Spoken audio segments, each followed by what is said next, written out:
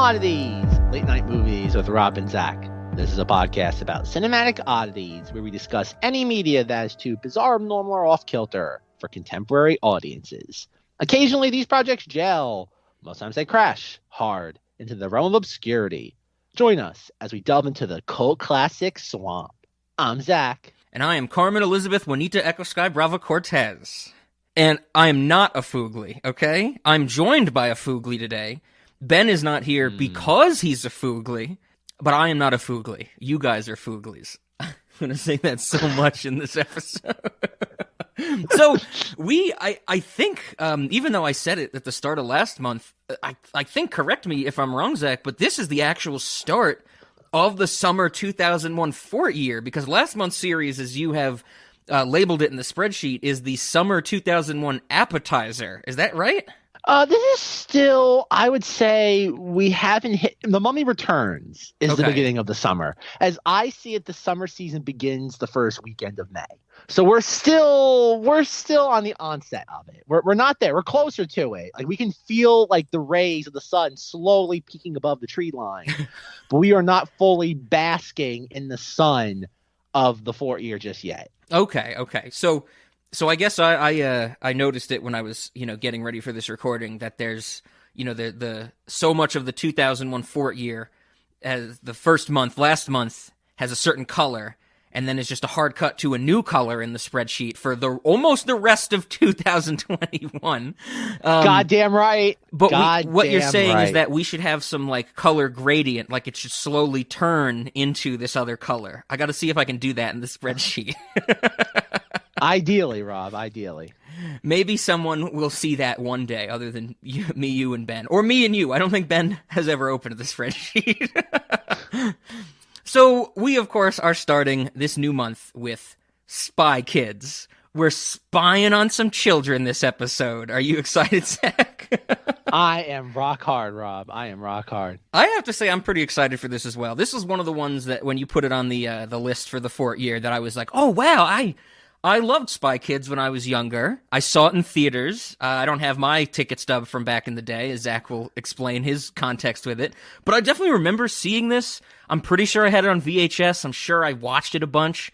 But I would say I probably haven't seen Spy Kids since 2001. Or maybe if I watched it ever again in 2002 or something like that. But I was excited to revisit it.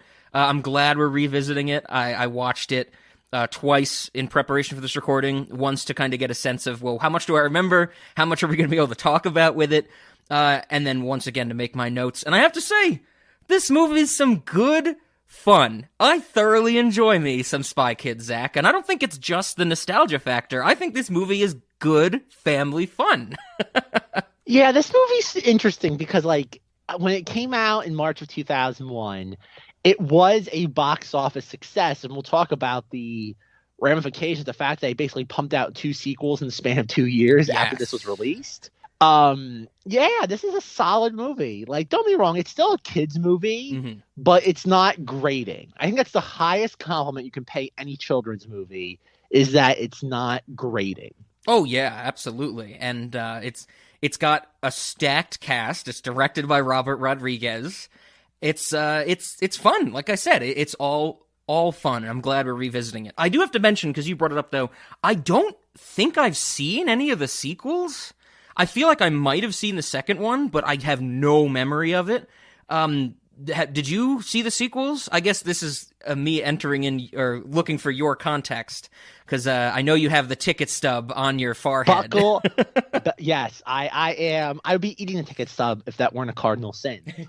My context for this, oh gosh, this is one of those ones where, considering that it's almost been 20 years now, I remember a lot of some of the marketing for this film. I remember McDonald's having a lot of promotions for this. Yeah. And I know even there's a very subtle product promotion of McDonald's in the film.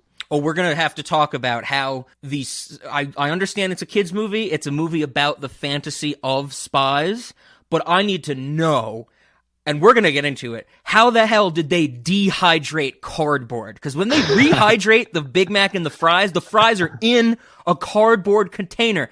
How the hell can you dehydrate cardboard? We'll get to that, Rob. Don't you worry. This movie is unwatchable. I take back everything I said. Oh my God. But yeah, I remember a lot of the marketing of this in that sense, like more tangential marketing, ancillary partners. I also remember, I wish I could remember the name of the brand. I know it's definitely a Hasbro thing, but in the early 2000s, there was like this toy thing they had for like spy gadgets for kids where like they had like all this stuff like glasses that would be able like to like take pictures. And they had like little trackers you could put like that would just like set off like a little console. Like it was all very, very low tech stuff, like in a $30 price range 20 years ago. I don't remember what it was called, but I remember that like was all being like released and introduced in that same time period. Yeah. So the idea of like doing like being like a quote unquote spy kid was really enticing in that early 2001 period. Oh yeah. And so like looking at my ticket stub, and like Rob said, Rob is not BSing you. I have my ticket stubs. I have them from April 1st, 2001, where we saw the 2:30 showing of Spy Kids, and I have 3 ticket stubs. But this is the mystery. As Rob knows, I can usually figure this sort of context out just by looking at it. My memory says that apparently I saw this twice in theaters because I have another ticket stub from April 22nd. Oh, okay. Very interesting. Very interesting. But my memory says that when I saw this movie initially, I saw it with my mother and my nephew. Mm-hmm. But the mystery is that one of the ticket stubs is for a senior. Okay. And obviously, we all know that my father was an elderly man ever since I was born. My memory is contradicting the evidence in my hand, Rob, and I don't like that. That scares me. As somebody who worships their memories of Florida, and especially 2001, at 28 years old, I am very nervous on the fact that reality is contradicting my memories. So we are going to ask a philosophical, hypothetical question. Do I ignore reality and choose to remember my memory, which is probably wrong? Or do I go with the factual thing? I don't want it to be true. Well, how many stubs do you have for the second viewing? Just 2. And one of them is for a child and one is for a matinee, which lends credence to the fact that my mother took me to go see it again. Okay. And is there... Well, I think this is directly tied into how we answer the philosophical question, but is there any chance that you wouldn't have the stub from your nephew? The second time? Yeah, like maybe I'm thinking maybe the memory discrepancy is that you saw it with your mother and your nephew the second time and you don't have one of the other stubs. I'm inclined not to believe that because one is for a senior, one is for a matinee, and the other one is for a child. Okay. Gotcha. But it's possible. It's possible maybe my parents took me to go see it the first time. Then I lost the ticket stub for my nephew. That would be my first guess, but without that information, I answer your philosophical question the way that I would always answer it in any scenario. Fuck reality. Believe whatever you want, Zach. I'm pretty sure that's what they're going to call the decline of America. the rejection of reality. Believe whatever you want.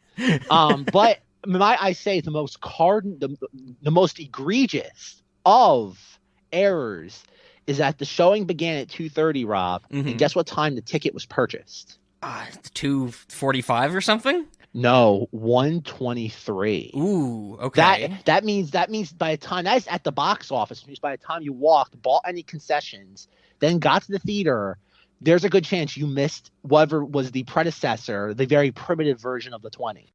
Hey kids, those times Zach just mentioned are very far apart, but clearly we understand that he means times that are much closer together. At least that's what I think. Who knows what's going through his head? He's a goober. We did not get to see baby Maria Menounos. I was about to say maybe Maria Menounos has wiped your memory somehow. Somehow. I do pump my gas enough that I see her pretty much once a week. Yeah.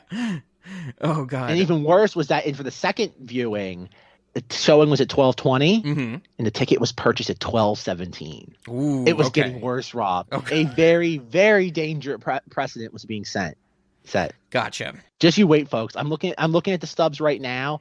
There's a Mummy Return stub, a Pearl Harbor stub, Shrek stub, Tomb Raider stub, Planet of the Apes stub, The Score.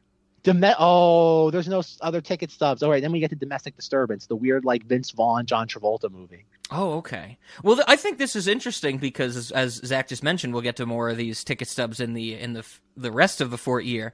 But I think we only started the ticket stub discussion when we did our Avengers Endgame experiment. So it kind of started when we were seeing movies together. But now our audience knows, if there was any doubt in their heads, that you have ticket stubs from before you were born.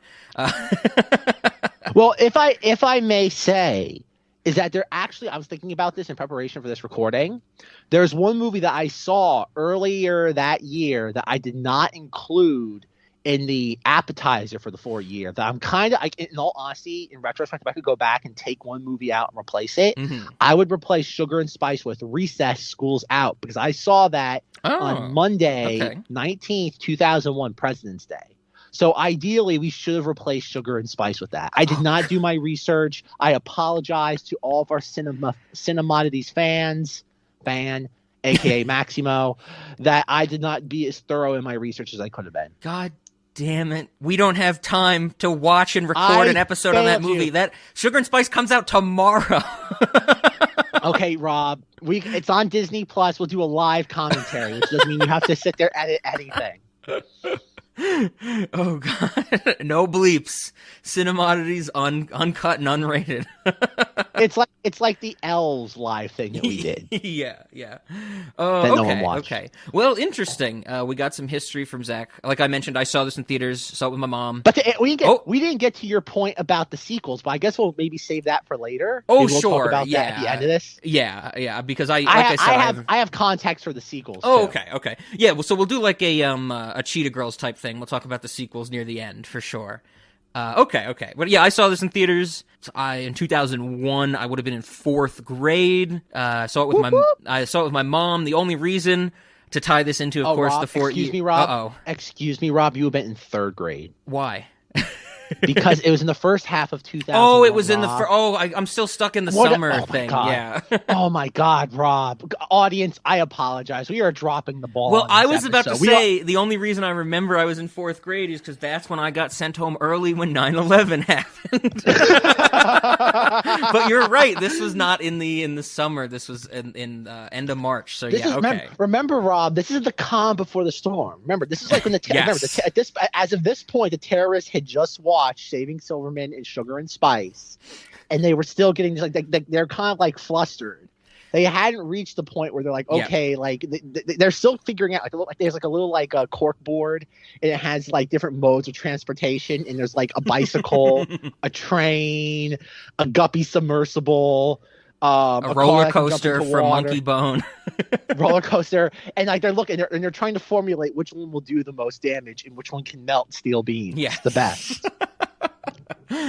Oh god. So yes, you're right. This would have been 3rd grade, which pre 9/11 as this whole series is, but that's what we got. And like I said, I think I had it on VHS. I'm sure I saw it a bunch of times, and it was good. Yes, the VHS is a black clamshell case. Like it was just like most of your clamshell cases were always like kind of like black. I'm sorry, white, but like with kids movies, they would always try to like some sort of gimmick. Like the Grinch one was like green, and with Spy Kids, it was like black. They always tried some sort of gimmick with kids movies when it came to cases with movies. So I guess if there's no other context that you have, Zach, I think I want to start by talking about some of the people in this movie. Because this movie will be here forever. This is like stacked. it's ridiculous. Like this is like this discussion is going to be like Rob talking about voice actors from a Final Fantasy game. Like it's just never going to end. Like as I was looking at the credits for this, I'm like, Jesus Christ. I forgot everybody who was in this movie. And you know what the weird part is that like as the next spoiler alert for next week's movie is like whereas like you'll have like Ray Liotta and Blow and you're like, Fear Me, yes. Was this like Ray? Yes, Fear Me. It's like, is this past his prime? Like, was he still like in demand? Like, you kind of have like that weird gray area. Like, is he just taking roles because like he's desperate? But like everybody who's in this movie, like outside of maybe Carla Gugino, like was at their prime. Oh yeah. Oh, I mean, 2001 is like the height of Alan Cumming. He has like a million movies in 2001. Exactly. Tony Shalhoub, like Monk was about to start soon. Yep. So, like he was like a star on the rise. Robert Patrick was kind of just like finishing his thing on the X-Files. Yeah. Oh, yeah. Antonio Banderas, of course. The Mask of Zorro was just a couple years ago. Like, that was like a huge blockbuster. It's like God, like Terry Hatcher, like before she blew up. Cheech. Machete, before he started disemboweling people, and like, which might be the greatest. Oh God, if you ever want a like perfect cinematics example of going through the turnstiles, it's Danny Trejo as Machete in Spy Kids, and then a decade later, seeing Machete in all of his glory. Yep, absolutely. We have Mike Judge plays Donegan, the creator of Beavis and Butthead. I saw that in the credits and I couldn't believe it. I was just like, God damn it. Yeah, it's George Clooney shows up at the end for a cameo. Okay, may I please talk about that just for 1 second? Quick sidebar. I remember, it had to be my father that took us the first one, because I remember him saying this. I remember him like at the end of the movie, like walking out being like, was that really George Clooney? Like, it just blew his mind. Yep. That George Clooney, like, again, my father didn't take, like, I think as long as my father lived, I don't think he took anything I watched seriously. Everything I watched in his mind was considered crap. Only occasionally, like when I was watching something like involving Schwarzenegger or Stallone, was considered something slightly elevated to the crap I watched in his mind. And I can still remember him being like, was that George Clooney? Like, I remember him just like being blown away by that. And even watching it to this day, like, I knew George Clooney shows up at some point in this. And just like, even watching it today, I'm like, man, they got George Clooney. And I know George Clooney, like, very early on in his career, like mid-90s, what was that? Dusk Till Dawn with Tarantino. Yeah. Like, George Clooney was in that like Texas, like Austin cinema, like, group, like, in that time period. So, like, it makes sense. They could very easily like just like pick up the phone and be like, hey, we need you for like 3 hours worth of work. Would you do this for us? Yep. But still, like, it adds an air of like credibility to this movie. That like in 2001 you were able to get George Clooney. Oh, absolutely. It's like I said, it's stacked. It's absolutely ridiculous how many people are in this movie that we know so well today. Even something I didn't pick up on, because why would I pick up on, but credited as cool spy is Richard Linklater, the director. Yep. And I'm like, okay. But I have to bring something up about the credits for this movie, because it is listed on IMDb, and the internet seems to be so convinced that financier number 3, whoever that is, so one of the financiers, like the guys in suits that are with Robert Patrick in Floop's castle near the beginning and the end of the movie, the internet is convinced that it is Dick Clark, the Dick Clark. Really? It is not. I froze the frame. I screenshotted it. I was zooming in. Unless Dick Clark is under full facial prosthetics, it is not the Dick Clark. It has to be just someone else named Dick Clark, but it is wrong on IMDb. Like, and there's articles from when Dick Clark died that I found that are like, oh, he was in like a few movies back in his day, you know, in the American Bandstand days and stuff like that, like before people of our generation really knew him as the New Year's Eve guy. And then all of these articles also said, and he has a cameo in Spy Kids. And I fucking looked. He is not in either of the scenes with the financiers. So the internet is wrong. Did you look at photos of him from like 2000? I did. Get some sort of... I even watched too much of an excerpt from a Rockin' New Year's Eve special, I will admit. It is not him. And I grew up watching Dick Clark. I knew what he looked like, but you're absolutely right. I checked into it, and there is no way, unless, like I said, he is full-on foogly, and they just covered up his face completely, which they would not do for a financier. So the internet is wrong, I have to say. Once again, Zach, this might be the theme of the Fortyear. We are learning that the internet is full of liars. Dick Clark is not in this movie. I'm very upset by that. But to get to people that are in this movie, I want to talk about Alan Cumming. And I think I want to save a lot of Alan Cumming for when we get to him and Josie and the Pussycats, because that is, I think, one of his best performances. He's also great in this movie, don't get me wrong, but I was like looking into Alan Cumming and like saw what else he did, and I was looking into his history, and something stood out to me, Zach. I never knew this. I kind of always known that he was actually like a very good actor, and he's done theater stuff. He was in an adaptation of Macbeth that ran for 73 shows on Broadway from 2012 to 2013. 73 shows is not anything to write home about, but I was looking into this, and I had to dig into it. I don't know if you're up on your Macbeth, Zach, but if you could take a guess, what role do you think Alan Cumming played in Macbeth? Do you have any idea? I don't know my Macbeth. Like, I guess the main character? Macbeth. Here's the thing, Zach. He played every role. It was a solo show. Was it really? It was a solo show. And so this is how it went down. I was looking at Alan Cumming, his filmography. You see how many fucking movies he was in the early 2000s. And then I kept scrolling down. He's been in some TV shows. It gets to theater, and I see Macbeth. And next to Macbeth, under like the role column, it says all roles. And I went, my interest is piqued. So I looked into it, and you can actually find clips and scenes from it on YouTube. It is the most ridiculous fucking thing. He will deliver lines and then run across the stage, deliver more lines, and he just runs back and forth for the entirety of Macbeth. And I am like, oh my God, I wish I could see this live. He puts on a one-man show of Macbeth where he plays every character. There's like 20 fucking speaking characters in Macbeth.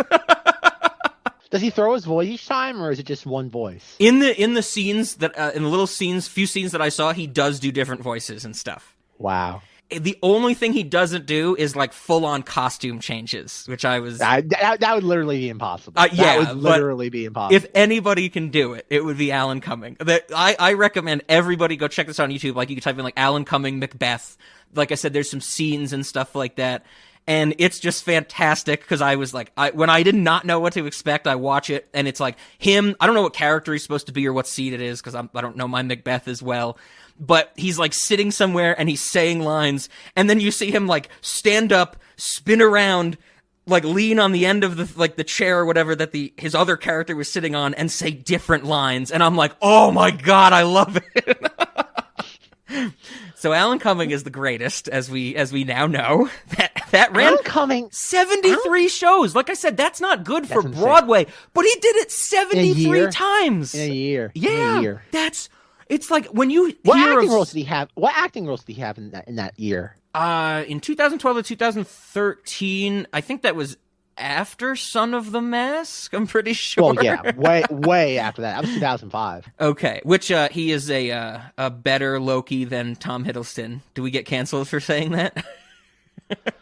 Alan Cumming, okay, you brought that up. May I please say something as I watch this that like it's gonna be highly controversial to Rob. Okay, but as I was watching this, I was saying, you know who? Like, I know Rob hates the Marvel thing. I'm weirdly like in Stockholm syndrome about Marvel right now. Yes. I think Alan Cumming would make a great like Dormammu. I'd be like, that would be great. Like, don't get me wrong, I don't want to see Alan Cumming covered up with CGI, but I don't think they would let him just be like straight up like who he is. Like, he's too goofy to like have in live action. I think like Disney Marvel would see, but like as a villain, I think and this is another one too. Like, I think Dormammu would be best because Dormammu can be very over the top. But I think he'd make a great Doctor Doom. Like, I'd love to see him like in a dramatic role where he can really just like chew the scenery, but like in a delightful way. I would just love to see Alan Cumming more, so I'm kind of with you. But that's the thing, though. If he gets Marvel stuff, like that's, I know that's the worst thing to say now is like to attach an actor or anybody in show business to Marvel. Yeah. But like I would think like he's like one of those actors that like everyone's like, oh, why isn't Keanu Reeves in a Marvel movie? Because Keanu Reeves has like two different like things he can do in that yes, yeah, like exactly. I love Keanu Reeves, but like he's either stoic or he's Ted from Bill and Ted, and that's it. He's one or the other.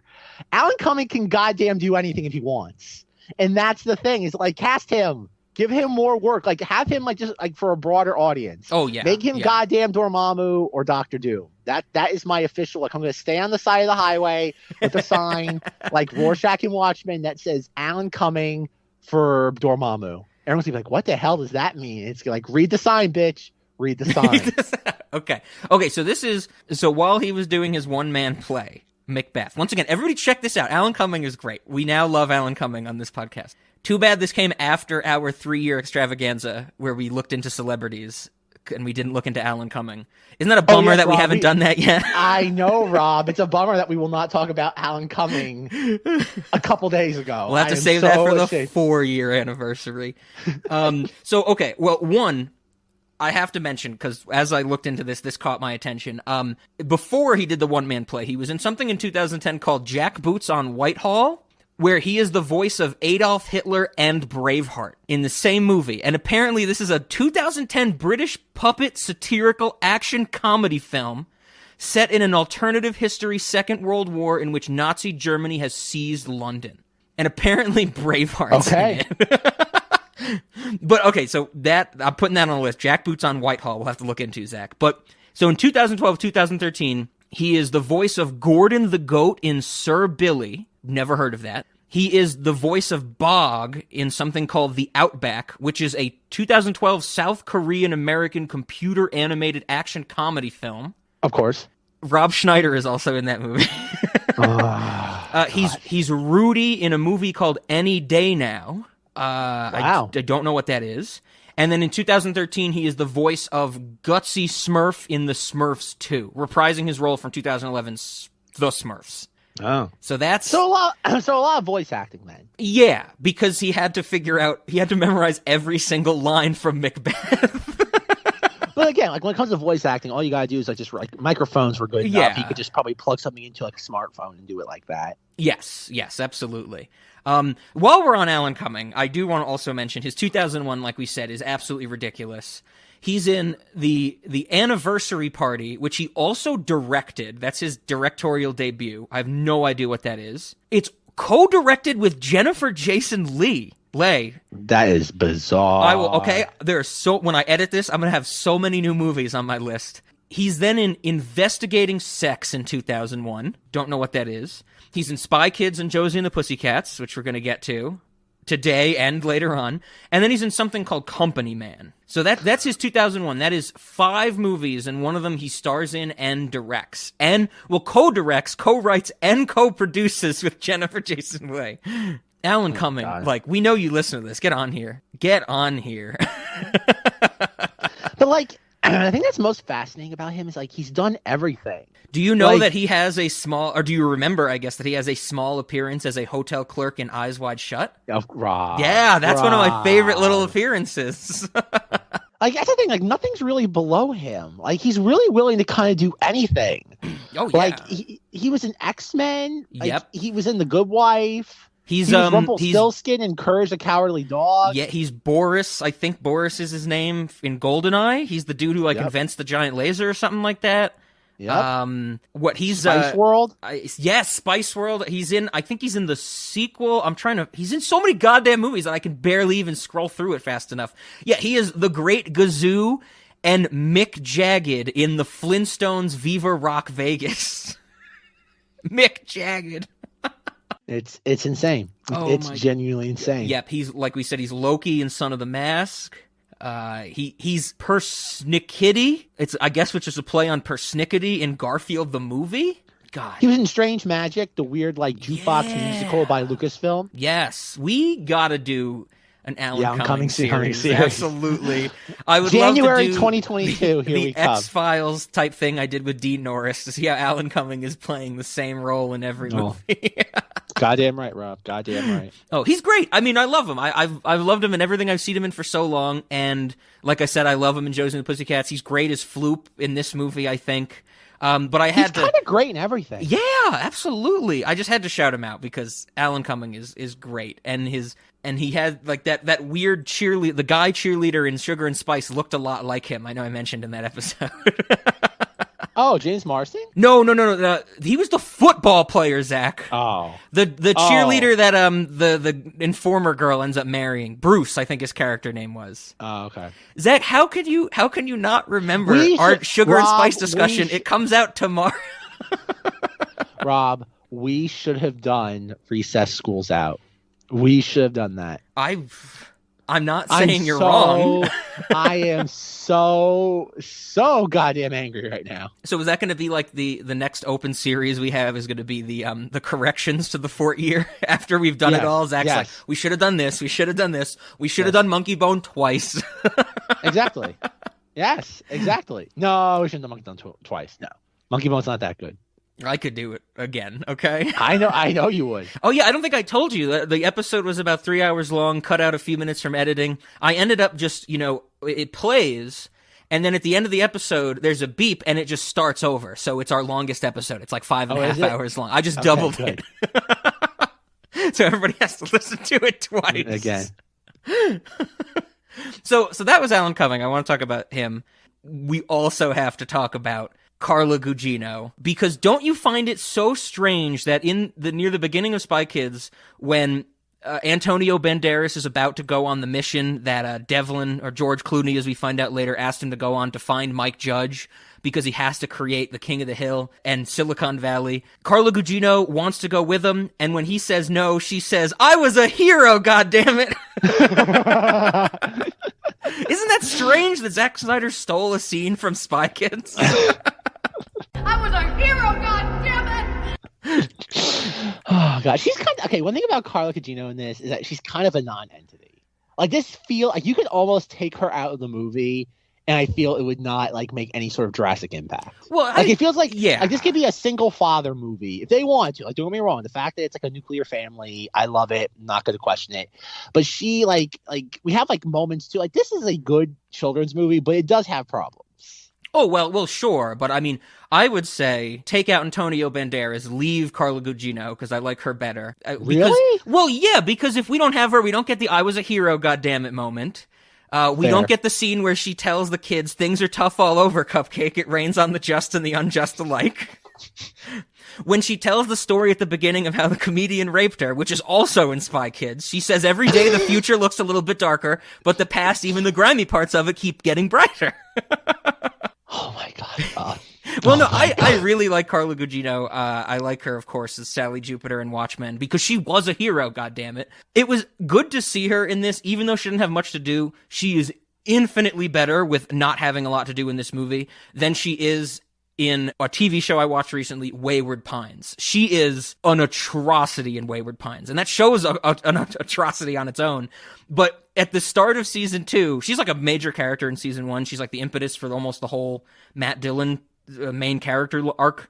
But at the start of season 2, she kills herself, and I'm like, I would too, Carla Gugino, if I was in this stupid fucking show. But yeah, Zach, things are tough all over.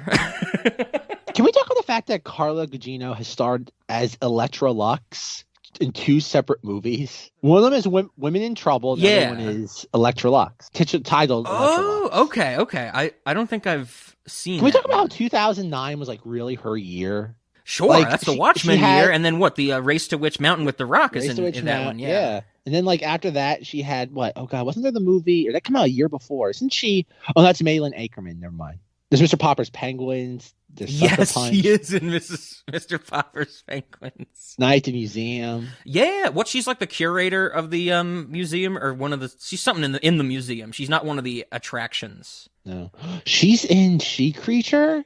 I don't think I've ever seen that. Oh my god, I never seen either. But I'm aware of it. She's in Sin City, I'm pretty sure, right? Spin City. Like the show? She's in Sin City, the movie, too, right? Oh, I'm sorry. Yeah, you're right. So she's in Spin City and Sin City. That's great. Talk about a career. Oh, God. Okay, enough going through IMDb. I was a hero, goddammit. Damn it. All right, Rob. So we both, like, for the most part, enjoy this? Oh, yeah. I would definitely say it's good fun. I mean, Zach and I watched I don't know if it's called the director's cut. I think it's called like the re-release from later in 2001, from what I read, that added the sleeping shark scene. It's 90 minutes. It gets in, it gets out, it does what it needs to do. It has those kid movie moments that I don't care about too much, but there's enough just goofiness going on that I thoroughly enjoyed it. Like, I think I laughed hysterically when Machete pops up at Floop's castle at the end. He just breaks through the window. Yes, he does. Not off of a helicopter or an airplane, no jetpack. He's just there. He just is there, and I lost my mind. I loved it. But like, this is the thing about this movie, though, is that, like, there seems to be like, this is where I say like it feels like a single dad movie, because like we get a bunch of stuff about like Antonio Banderas's character, whether it be like his like what distant relationship with Machete, the fact he's kind of like feels like he's become a wuss now, like when like that kid, like the bully's father's like, what are you gonna do, buddy? And like it goes nowhere. It's like there's no point in watching this, like from watching Antonio Banderas's character, that we feel like he's lost his like stride. Like he feels 100% capable, yet we keep getting all these things like this man has some sort of emotional baggage that's kind of implied through dialogue. Yeah, and yet we never get to see. Oh, sure. I mean, he's really there just to get the plot of the third brain going. And even that feels like weirdly like that doesn't really get introduced as a plot element until the very end of the first act. Sure. And it's just dropped on us that Tony Shalhoub was also in that project at a certain point. That comes in like halfway through the third act. Yeah. Is it like, oh, Tony Shalhoub was there since the beginning, and Carla Gugino's like, oh, I'm in this movie. Like, how many times do Antonio Banderas and Carla Gugino get tied up and then like immediately escape only to get re-tied up? At one point they get tied up with chains and they just fall off for no reason. Yep. I didn't have too much of a problem with that, because it definitely is like it's I think appropriately this movie is focused on the children and their relationship and them having to save the parents and stuff like that. So I agree with you, there's not much fleshing out to the parents at all. But, I mean, it's kind of because I think Robert Rodriguez knows to focus more on the kids for this kids movie. That's fine. That's fine. But, like, there's, like, a certain level of, like, absurdist, contradictory elements in this film where, like, things will just happen that just, like, contradict themselves. Like, my favorite being, like, the hallway where the floor gives out. And that's the joke. Like, oh, like, it happens. Antonio Banderas goes to jump for it and he falls on, like, the plexiglass. Yes. And then we have Alexa Vega do it and she falls through. And I'm just like, what? I loved that, Zach. I don't know about you, but I love when my expectations are subverted.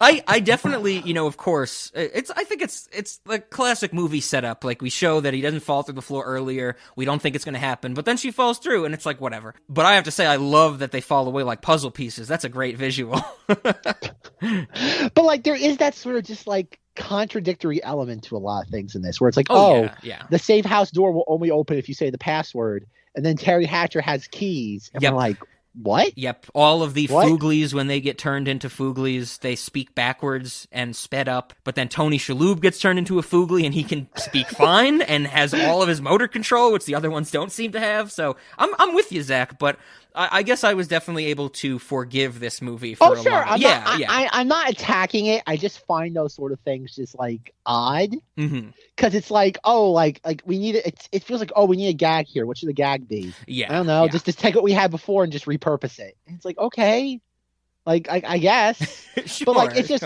it's like all honesty, I would like to make a drinking game from this movie that sits there like has every time somebody falls down, like comically. If you had a drinking game where every time you took a drink, when somebody falls down like in a stupid, like clumsy way, you would die of alcohol poisoning by like the hour mark.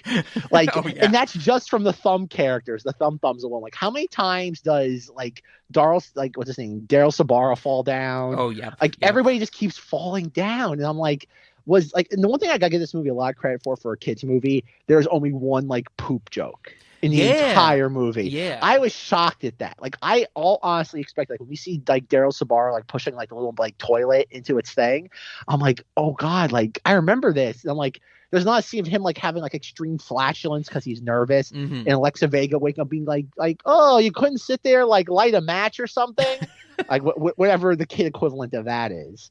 Like I was just like, I'm like, okay, it does say the line like, now flushing your poop. And I can still remember in 2001, like that entire, like that line getting like a laugh from the audience, from kids. Yeah, I agree with you. It's not, I think one of the reasons I enjoyed this movie so much now, and like I said earlier, it's not the nostalgia factor, is that for a kids movie, this isn't very, reductive might not be the word I'm looking for, but like diminutive, where like I feel like most kid movies that I rewatch for my own childhood are very basic and have like a lot of toilet humor and just simple humor. And yes, like you said, there's a lot of falling down and like slapstick elements to this, but there's a lot more in what it's doing that is actually like meaningful, I think, for the growth of our like children characters and stuff like that. Yeah, no, like I said, this movie, it's so weird that like as a kid, as a kid who always like looked up film reviews, like even a year before this in 2000, and I would get so frustrated when critics would give like bad reviews to like Thomas and the Magic Railroad stuff, and I'd be like, it's a kids movie, it's not designed for you, like you shouldn't be grading it. And yet now as an adult, I look back at a lot of this stuff and I'm like, oh, I feel so conflicted because I feel like I'm a hypocrite now compared to 20 years ago. But yes, this is one of the better examples of like, it's for the most part fleshed out. Mm-hmm. But I think because this movie, like, and this is one thing I gotta give it as a children's movie, it's not obnoxious. Yeah, that's a good way to put it. Yeah. Like I'm trying to think, we haven't really talked about a lot of like kids entertainment in this like on this podcast. Like I guess like The Grinch, Jingle All the Way are some of the like more obvious examples of like children's entertainment with a capital C. And yet, like I think we both agree that like the 2000 Grinch movie is a nightmare in more ways than one. But like this movie's not obnoxious. Like think about it. Like all of our human characters could really easily, because everybody's dialed up to like about a 9, but nobody goes past 10. Oh yeah, yeah. And it's weird to think that like Alan Cumming stars in this is like a weird like, oh god, like Dr. Moreau-esque character. Yep. And yet he probably gives the most reserved performance in the entire film. Oh, absolutely. Like I think that's why I love the character of Floop so much, because he could have been so easily over the top, goofy, and like a combination of Dr. Moreau, as you said, and something more like maybe a Pee Wee Herman with his kids' TV show, where it's just absolutely absurd.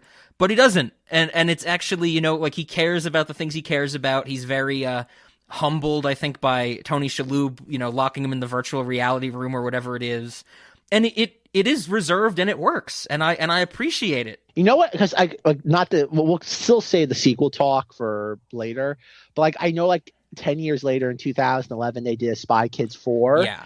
And I would love to see, considering it's the 20th anniversary of Spy Kids, a prequel animated series that explains like how Tony Shalhoub's character got involved with Floop, because there's really like Floop does not seem that interested in like the maniacal, like megalomaniacal plan to conquer the world. Yeah, he wants to make his show the best show, and he also is like he wants it to be #1 rated and stuff like that.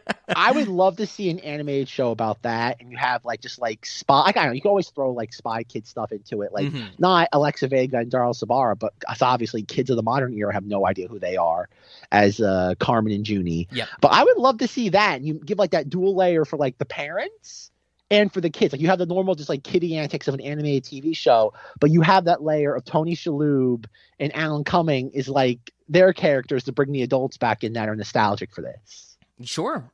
I love that. It'd be interesting. Absolutely. Write us a check for 7 figures, Netflix. We just gave you an idea on a silver platter. Or actually, no, Rob. Rob, think. Uh-oh. Who would be giving us a check for this? Not Netflix. Who owns the rights to this movie? Oh God, is this another mouse one? It's Disney, because this is a Miramax film. This is the Disney Fortyear. I'm pretty sure Miramax was weird because like they released a lot of their stuff like through Disney at certain points, and then they didn't. So it might not be Disney.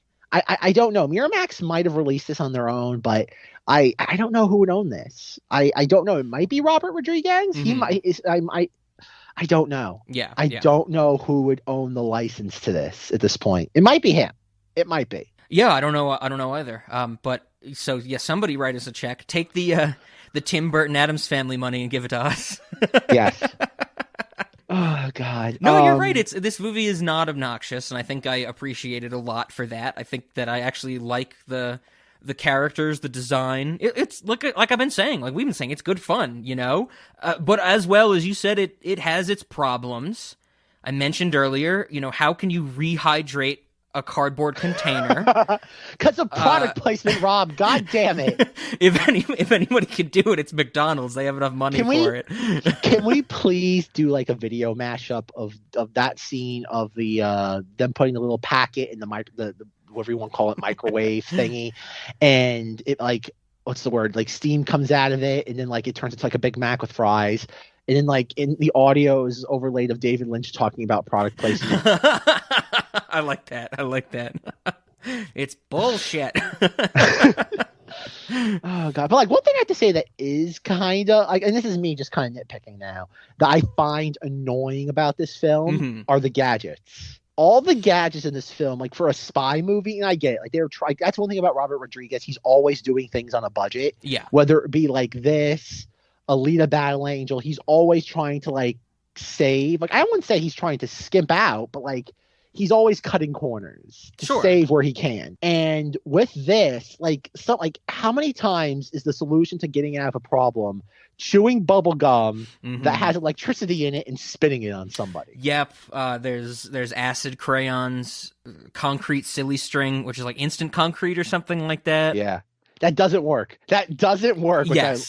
I'm kind of amused by it. I found that scene very funny because they have the two, I guess the titular spy kids, because Minion is calling all the robot children actual spy kids, where like the Junian and Alexa Vega.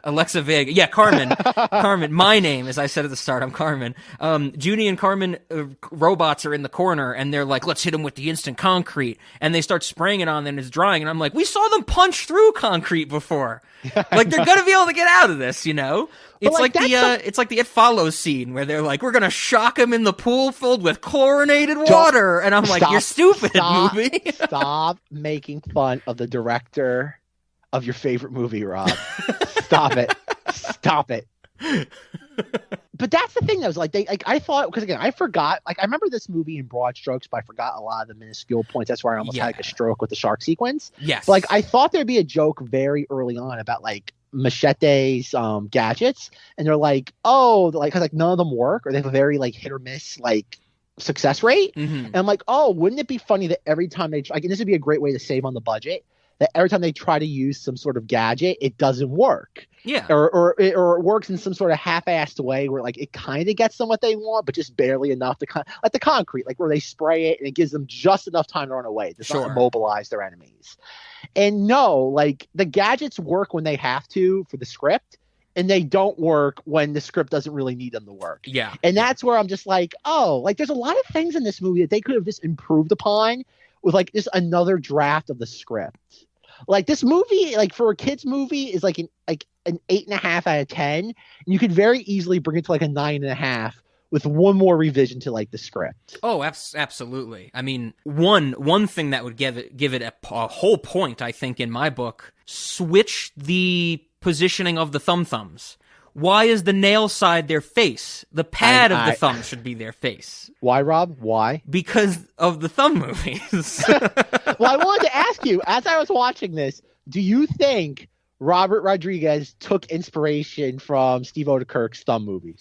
It definitely seems that there's some relation there. The big difference is that, of course, in the thumb movies, that the thumbs are just their heads and they have actual human bodies. In this movie, all of their limbs are also thumbs, the thumbs. I did read in what we're learning is not the bastion of truth, but I found something to back it up that the thumbs were, the IMDb trivia. I did find something to back it up, though, an interview with Robert Rodriguez where he says that the thumbs were something that he would draw a lot when he was a child, and he put them into this movie. Okay. So I think he had the idea, prior to actually seeing, if he ever saw like a Steve Odekirk thumb thing.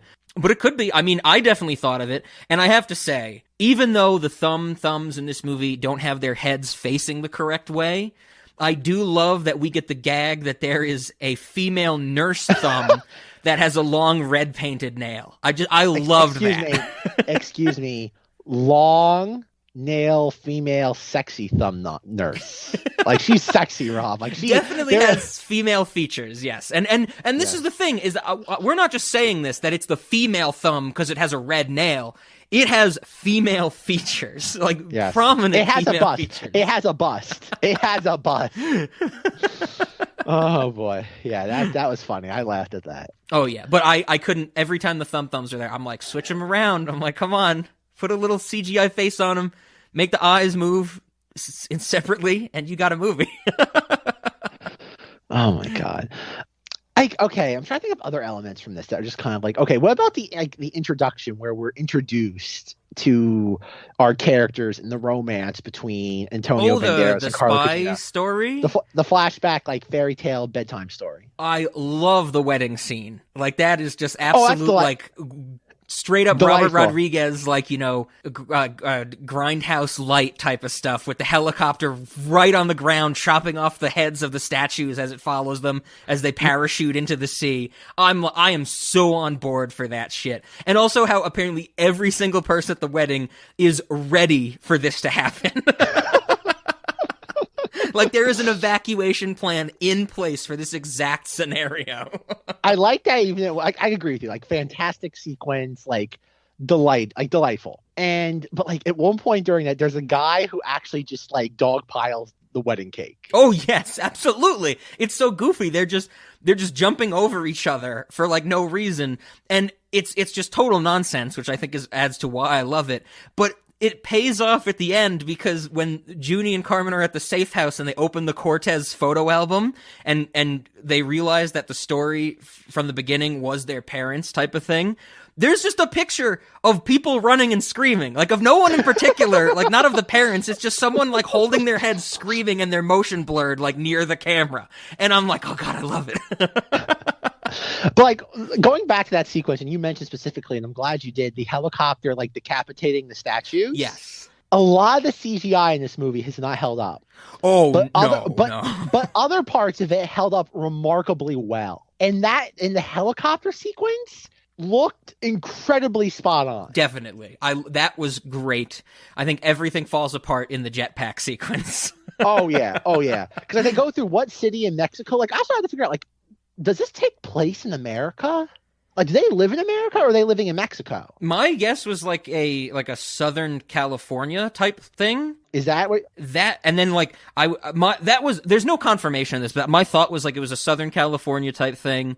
And then when they get on the ship that takes them to the safe house, that's like offshore somewhere, you know, between Southern California, northern Mexico. But after the jetpack sequence, they end up, and we get a title card for San Diablo, which means Saint Devil, which is not a real place, but it's still funny. I like that. Saint Devil. That's we're gonna put a Cinemati's restaurant there. That's the first satellite restaurant of the Cinemati's. Yes. San Diablo. Yes. Oh God. But yeah, it's. But you're right. About the helicopter sequence at the start is wonderful. I love the look of all that. I thought that was just so much fun. We get Machete there as well before he's even introduced in the movie. I even love the whole thing with Carla Gugino, like chops the ice sculpture swan and puts its head back on and tries to sweep all the ice under the table. Her wedding dress is just like some random dress. It's great. I love that whole sequence. I'm so on board for it.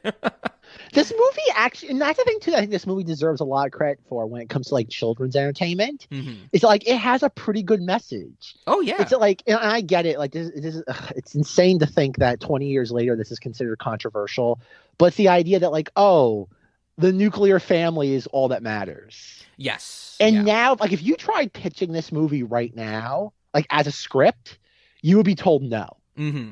Because you'd be told that the idea of the nuclear family is offensive. Yeah, I'm just thinking of the notes and be like, okay, so there's a son, there's a daughter, there's a mother and a father, and the brother, I guess the uncle. You know, how do we make the uncle a furry, and how transgender can we make the parents? But like that's what I mean, though. Is that like this is a movie? And can one of the children be adopted from a different planet? We establish with no explanation that there are Martian orphans in this universe. But that's the thing, though. Like this movie for like 2001 is like it does a pretty nice job of like respecting like the Hispanic culture, except for maybe the Dia de los Muertos like cake toppers on the wedding cake for some reason. Yeah. I think for some reason Hollywood is just so infatuated. If it has something to do with Latino culture, they have to get the Day of the Dead in there. You know, it's like even recently. Maybe not recently, but Coco, the Pixar movie. I think that was Pixar. It's like, what do we do? Day of the Dead, and it's like there are other holidays in that culture, and I know it's like visually arresting or stimulating because everybody knows I love me some skulls, but it seems like they just constantly go to that well, and this is not that different. No, but it's just kind of weird, like on a wedding cake. It's like, what was there? Yes. Did they go to a party city and that was the only decoration they had? Yeah, like it's fascinating. With the family stuff, I agree. I love the end of this movie where George Clooney shows up with the black bar over his face, and he's like, "We need the Cortez agents." And the parents are like, "Uh-oh, it's Devlin." And he's like, "No, I don't want you. I want the kids. They're the better agents now." And they're like, "I have to take the whole family." And Carla Gugino in the background is like, "I was a hero, goddammit. Oh, wait, no, okay, we're good." Machete's there for some reason, too. He just pops out of nowhere in that scene, I think. Did they save Cheech Marin, or is he still at the castle, like as a freak? Ooh, that's a good question. I don't think we see him ever again after he turns into the foogly. Nope, they left him there. They left him there. He's the goddamn fish movie. foogly, yeah. Oh God. It's funny, yeah, but I'm with you. I like the whole family dynamic because that's really what I think I mean, as simple as it is for a kids movie, I love that it all comes together at the end with that moment I just mentioned, but also when all of the robot kids are coming into like Floop's banquet hall. You know, the Antonio Banderas is like, "I'll take the 100 on the left. You take the 100. Carla Gugino, you take the 100 on the right. Junie, you take like the middle left 100. Carmen, you take the middle right 100. And then Junie's like, "Dad, there's 500 of them. We need one more person." And Machete busts in because who cares that he had no way to get there because he gave the kids his plane. He doesn't even have, like I said, I don't have a fucking jetpack on. He somehow gets to this giant castle at the top of it. Somehow. It's wonderful. And he's just there because of family. It's a movie about family, Zach, and it works so well. It could be it's probably the predecessor to the Fast and Furious franchise. Yes, absolutely. You know what's so funny? It's like I remember like when they were promoting Machete, the movie that came out in 2010. Was it like one of the scenes was like him like he has to like get down to like a lower like floor, and so he literally slices someone's stomach open and uses their intestines as a rope to jump through the window. Nice. I would like another like cut of like that sequence, and like he jumps through the top window and he's about to crash the second one. He crashes into the Spy Kids Floop castle. Oh, that'd be awesome. I like the Machete movie. I never saw the second one. I still got to see that. It's a night. I remember because like everybody forgets. Like I remember this was a Tarantino Robert Rodriguez Grindhouse thing from 2007. Yeah, where like they produced all the fake trailers and they did Machete, Hobo with a Shotgun, Thanksgiving. I love Thanksgiving. Oh God, what was the other one? I'm trying to think, but I can't remember. It's been so long. Werewolf Women of the SS. That's the best one. Yes. That is the best one. Werewolf Women of the SS. A movie which I wish existed. And I think there's one more. There should be one more. And I think it's 5. And that was the trailer, was Machete. Everyone's like, "Oh my God, this is so crazy." Like Danny Trejo just going like balls to the wall crazy. And it's like, did like as a kid, I'm like, I guess in 2007, I was what? 14. I'm like, does no one remember that was his character from Spy Kids? Yeah. Then like they made the movie in 2010. It did like okay to bad, but like I guess it made enough money because I think that was a Troublemaker Studios thing. So like they had enough money to do the sequel. Yeah. I remember I hated that movie, Machete. I remember I was so excited for it. It was one of those movies that I didn't get to see in theaters because it came out right as college began, freshman year. Mm-hmm. And I remember getting the Blu-ray and watching. I still have it somewhere, and it's just. The problem is that it's exactly what you think it is. It was made right when like Arizona was like passing like those like all those like laws about like immigrating to the U.S. And like illegal immigration. Yep. And like so all it became was like Machete is a hero for like poor like Mexicans. And like his thing is like, I'm gonna murder white people that don't like Mexicans. And I'm just like, and like every single white person's just evil. And I'm like, oh God, like it's so ham-fisted. Oh, absolutely. And I'm just, but not in the good way. Like it's not like there's a difference between like ham-fisted and schlock. And this was just like hammy to like the point where like it's like it ends with like a bunch of like Mexicans like shooting like something happens to Robert De Niro, who's a senator who like hates like brown people, and the movie just ends with a bunch of like racists thinking that he's Mexican, so they like they shoot him in the face, and I'm like. Mm-hmm. Okay, I'm like, this is the ending to the movie. Like that's not what the Machete trailer was in 2007. It was not a social justice piece. It was just over the top violence with this weird anti-hero character that was played by Danny Trejo, who is one of the most interesting character actors in the history, visually interesting character actors in the history of Hollywood. And I'm just like you completely missed the point of why people found this interesting. Sure. I think I've only seen it Machete once, and I definitely was attracted to it more for just the gore and the nonsense of it. But I know what what you mean. Absolutely. And the second movie is just Modern Family Hispanic lady. What's her name? Oh, Sofia Vergara. Yeah. Yeah. It's her, and she has machine gun tassels on her boobies. Yes. That is literally all you need to know. That was like this is all you know about Machete Kills. Is that in the trailers it was just what's her name, Sofia Vergara yelling as her tatas shot bullets, and the poster was Alexa Vega like in a thong wearing like leather chaps. That's all you need to know. Like nobody saw the movie. There wasn't a movie. It was just a 10-second trailer with that poster, and that was it. Yep. And at the end, they had a fake trailer for Machete Kills Again, and it's him going to space. Oh, that's right. I think I have seen that. That's on all YouTube it is. There's no movie. Yeah. Like, if you go to rent the movie, it's literally just like a press kit, and that's it. The movie doesn't exist. Yeah. And nobody can corroborate that because nobody has ever tried to watch that movie because literally nobody on the face of the earth cares. Oh, man. Do you by any chance know Danny Trejo's character name in Michael Mann's Heat? Are you aware of who he plays in Heat? Trejo. It is literally just his character name is his last name. Seriously. Like, I remember when I watched Heat for the first time, I'm like, oh, like all these, people, I think Heat was 95. And so you got Pacino and De Niro, Val Kilmer, like a lot of faces, and then like Danny Trejo will pop up. The Allstate commercial guy with the deep voice will show up. And it's like, oh, look at all these other people. And then at one point when they're getting ready to do like the bank heist or one of the bank heists, they're talking to Danny Trejo and they call him Trejo. And I'm like, did they not like do this scene twice? Did they only have one take and De Niro just called him by his real name? But his character name is actually Trejo, and in the credits it's like Danny Trejo as Trejo.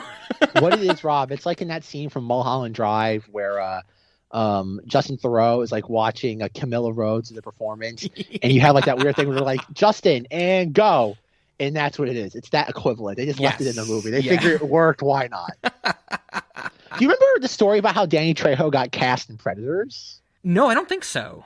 In the script that Robert Rodriguez, I think, wrote, because he didn't direct that. He just produced it. Yeah. In the script, it said for that character, it said the description was a guy who looks like Danny Trejo. Danny Trejo read the script and was like, I'm a guy that looks like Danny Trejo. I'd like that. And that's how he got cast in that movie. It literally is that straightforward. That's awesome. Like, might I say that, like, I know as much as, like, Rob hates it when we segue into, like, Disney crap, but considering that, like, what's his name? Oh, my God. Robert Rodriguez, like, directed Alita, which we both liked. Yeah. But, like, bombed more or less because it didn't make enough money, and we're never going to get that sequel now that, like, it's a Disney property. Mm-hmm. I have to say that, like, now that he's in charge of, like, the Mandalorian, like, he's, like tangentially related to that, and, like, Boba Fett is now his, like sandbox to play in. Sure.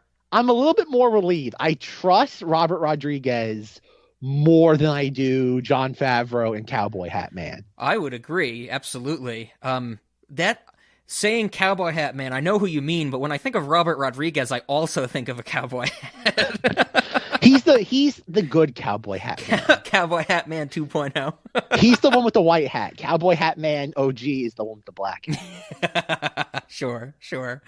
Oh, God. I think the only other thing I want to mention about Danny Trejo, because I don't know if he's going to come up for a while. I don't think he's in any of the rest of the Fortyear, if I remember correctly. Did you know that he has, just like us, Zach, he owns some restaurants in Los Angeles? Really? Yeah. He has I think they're still open the last time I read about it. But it was one of those articles I read where it's like, Danny Trejo breaks into like the restaurateur business. He has Trejo's Tacos, Trejo's Cantina, and Trejo's Coffee and Donuts. Of course. So I always found that funny, where I just imagine like you go to a taco shop, Trejo's Tacos, and Machete is there giving you a taco. You know Danny Trejo literally has 407 acting credits? He's incredibly prolific. It's insane. He's even in Breaking Bad. He has scenes with Dean Norris. I'm literally scrolling through like his filmography on IMDb, and I'm like not even 3/4 of the way through it. I'm just at 2006. Yeah, he's been in so much stuff. It's insane. Absolutely. Oh God, I'm trying to think. 2001. Unfortunately, we are not talking about Danny Trejo again. Okay. Yeah, I didn't think he popped up anywhere else. Actually, he was okay. A movie that he's in was on the short list for the end of the Fortyear. He's in Recess Bubble School's Boy. Out? No, Bubble Boy. Oh, with okay. Jake Gyllenhaal. Yep. Which also stars Marlee Shelton. I barely remember that movie. It's okay, Rob, because you know why? What we put in place of it. You know what Marlee Shelton is also in? She's Miss Cross-Eyed from Sugar and Spice. Oh, that's right. Rob, we might have to cycle out Jeepers Creepers with Bubble Boy, and we can begin and end the Fortyear with the true cause of 9/11. Oh, God. Marlee Shelton. Oh, Jesus. Oh man, that's good. That's funny. I like it. We're having fun here. Remember, folks, these movies are what caused a bunch of terrorists to fly a plane into skyscrapers. That is the point of the series. We're going to discern what was the cause of 9/11. And as we already alluded to, it was Hannibal. Hannibal caused 9/11. I hope that when we become like worldwide famous, because right now, of course, we're America famous, Zach, this podcast. Yes. When we get worldwide famous, or we're in the process of breaking out internationally, I would love to have the word of mouth about us be like, oh, check out this podcast, Cinemodities, it's good. And they're like, what's it about? Oh, they discuss movies, TV shows, things like that. And the person describing has to be like, they are a little strangely obsessed with 9/11, but it doesn't come up that much. I want a Cinemodities business card, and it's a picture. It's like a picture of like the second plane hitting the second tower, and the tagline is "Jet fuel can't melt steel beams, but movies can." Oh God, that's on our merchandise list now. Absolutely. Can we please get that as like a coffee mug? Okay. Jet fuel can't melt steel beams, but movies can. I just imagine like we find like a little not one of those big outlets online, but we find like a smaller shop that'll print like coffee mugs and stuff, and they'll call us and be like, "Is this really what you want on your mug? We don't know if we should do this. This is like the gay wedding cake thing. We might not want to put a picture of the Twin Towers on a mug for you." Remember, if anyone ever, Rob, if we ever go to court, our defense is Zack Snyder's to blame. He is to blame for all of this. He's the one that went to Warner Brothers in 2011 and said 9/11, but with Superman. Now I'm just imagining a court case where, for some reason, you and I have decided to represent ourselves, and as exhibit whatever, we're playing Batman v Superman in the courtroom, and we show like some 9/11 stuff at the beginning, and then the judge will say something, and you'll be like, hold up, and you'll start hitting fast forward. We got to watch the nightmare scene real quick. You're out of order, Zach. You are in contempt of the court, and you're like, no, just real quick. I can find it. I know the timestamp. It's chapter 6 or whatever. Oh, my God. It should be noted that like 10 years later, speaking of 2011 nonsense, 10 years later, Zack Snyder is finally completing his mission of seeing a 9/11 dystopia for the DC superheroes. It took him 10 years, but he finally got it. We had to move heaven and earth. Yes, yeah, exactly. I almost made a horrific joke about his family, but I stopped myself before I said it. I was going to go through all the things that it cost him. And I'm just like, nope. Not going to put that out there. That's good. And like Rob said once, like Zach's afraid to make comments because he's afraid he has a political career. Like literally, his political enemies will have thousands of hours of evidence against him. Yep. And that was primed on a silver platter. And I said, nope, I am not going to take the bait. Oh man, that's funny. I mean, okay, what was that? That was a starting with Trejo tangent. That's good. Yes. So anything else? I'm trying to think. Like, what other things about this movie that, like, I don't know. Like, I kind of find those sequences where they're in San Diablo. I find them very visually ugly. Oh, with all the like they're at some the park. Yellow color grading, like the really dark mustard color grading. Yeah, like, that didn't do too much for me. I did kind of like the visual gag where the robots throw Junie on the carousel type thing. What's that thing called? What's the name for that? I don't know. Now I'm trying to think of it and I can't. Like it's like a I remember those when I was a child, but like I don't remember what they were called. Tetanus-inducing merry-go-round. I mean, like that's what I thought it was, without the tetanus part, of course. Yeah. But like merry-go-round. That's what I'm like. 'Cause like I remember those, and I think they're not allowed. I think those like it's kind of like teeter-totters. I think those are the outlaw because what would happen is like someone would be spinning one of those, and like a kid would like put their hand there or their face, and someone like lost a tooth, and so everyone loses out because one kid is an asshole. But the internet says it is a playground roundabout. The roundabout? That's guess. what the Wikipedia page is titled, a roundabout. The Bastion of Truth Wikipedia? Yes. Yeah. A playground roundabout or merry-go-round is a flat disc, roughly some measurements in diameter with bars on it that act as both handholds and something to lean against while riding. I mean, it's not a very long Wikipedia page. Are they still legal? Like, are you still allowed to like have those on public playground? Anything about like safety? Quick glance, I don't see anything on there. There's a section on the Wikipedia page called benefits. Okay. This equipment can help children with autism increase vestibular stimulation, can increase development of kinesthetic awareness. I think that means you understand you can get dizzy, and can help children develop strength, coordination, and balance. I like how Rob's interpretation of kinesthetic awareness is you can get dizzy. I like how that is Rob's immediate knee-jerk like interpretation of that. I'm sure that's how I learned I could get dizzy on one of those things. So yeah, I guess a roundabout. But like I said, I like that visual where he's spinning on the roundabout, and then what the robot Carmen like jumps in while the whole background is motion blur. Like I thought that was a cool little visual. Can we talk about why, like, the moment like Junie stumbles off that thing, all the kids on the playground go like flocking to it? Oh yeah, that's I don't know. My thought was that they didn't know it could go that fast, and for some reason they think it can go that fast without like a robot spinning it or something. I was confused by that as well. I like to imagine there was a production assistant on set. It's like, kids, just chase it, just run toward it, be excited.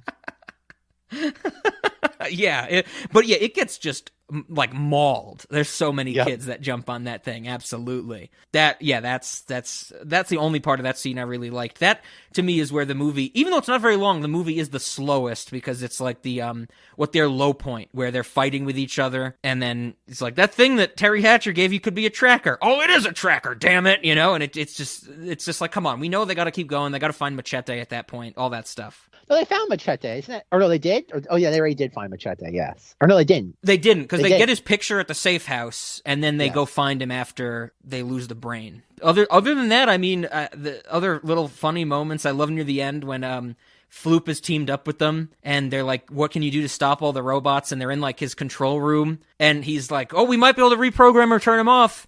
And then, he's I think Junie says something like, but what if blah, blah, blah? And Floop hits a button, all the screens display the word too late, and he goes, it's too late! I love that. That's delightful. Wonderful. Like all those little tiny kids movie things, I think goes back to what we were saying before. It's not obnoxious. It's not reductive. It's like nice little like jokes and stuff. And even as you were getting with like the toilet humor, I love the setup that when the parents are talking, they're like, they say something like, oh, our kids are fucking fooglies. Like our kids are loser fooglies.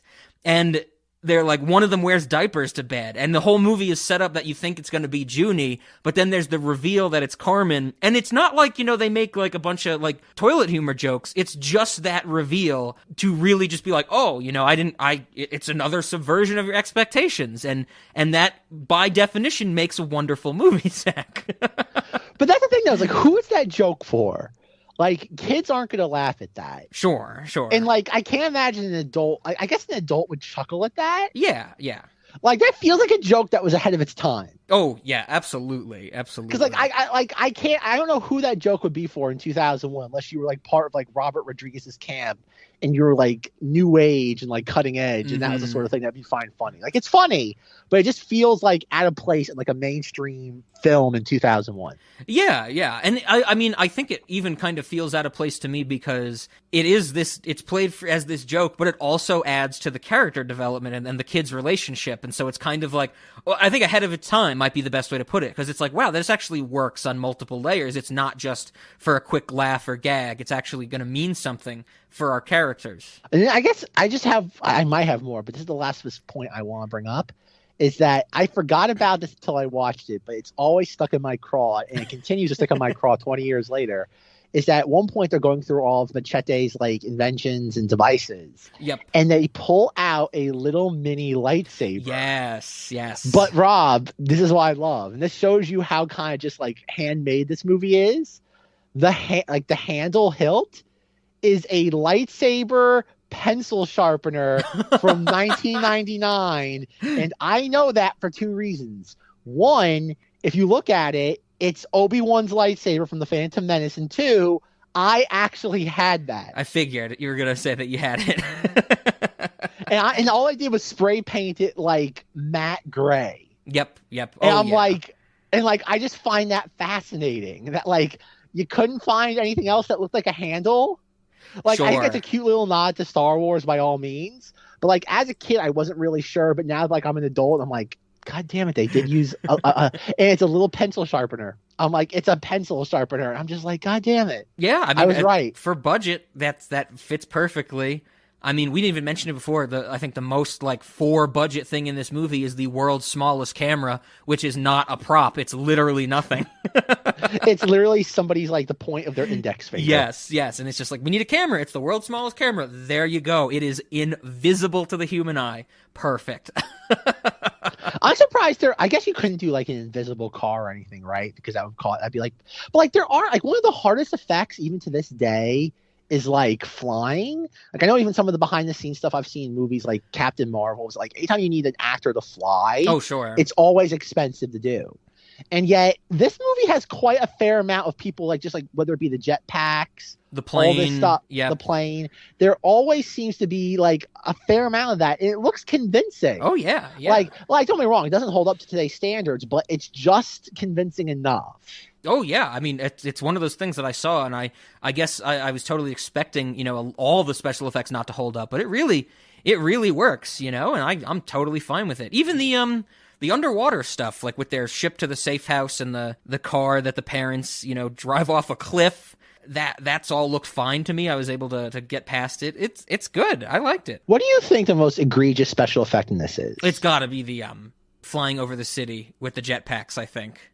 Right. That the tunnels and the city, that none of that really worked for me at all. Like that was clearly like, a lot of this is CGI, a lot of this is some special effect, and it just did not work. Even the down to like the flames coming out of the jetpack did not look great. Really? Oh. Yeah, I agree. Yeah, so that I think that's the biggest one though. Everything else I'm fine with. Like I like the exterior shots of Floop's castle, which looks like a giant boot. I like the transformation sequences of the Foogly machine, which I'm calling it because I don't know if there's an actual name for it. That's this machine that's somehow connected to a piece of clay.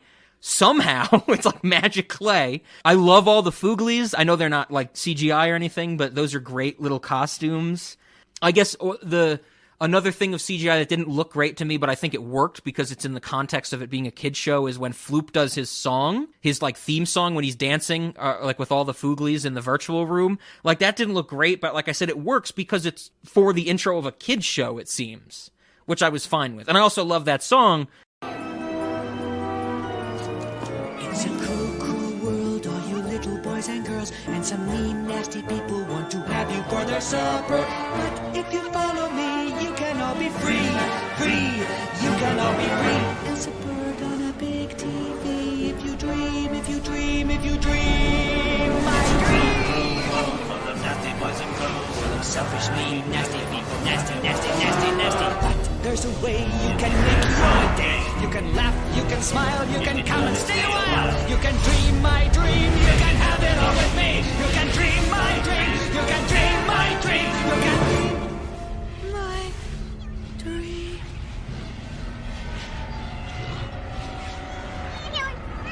And Zach, you have to know who wrote that song, don't you? Oh God. Oh yeah, Danny Elfman. Yeah, we get so much fucking Danny Elfman in this series. Yep.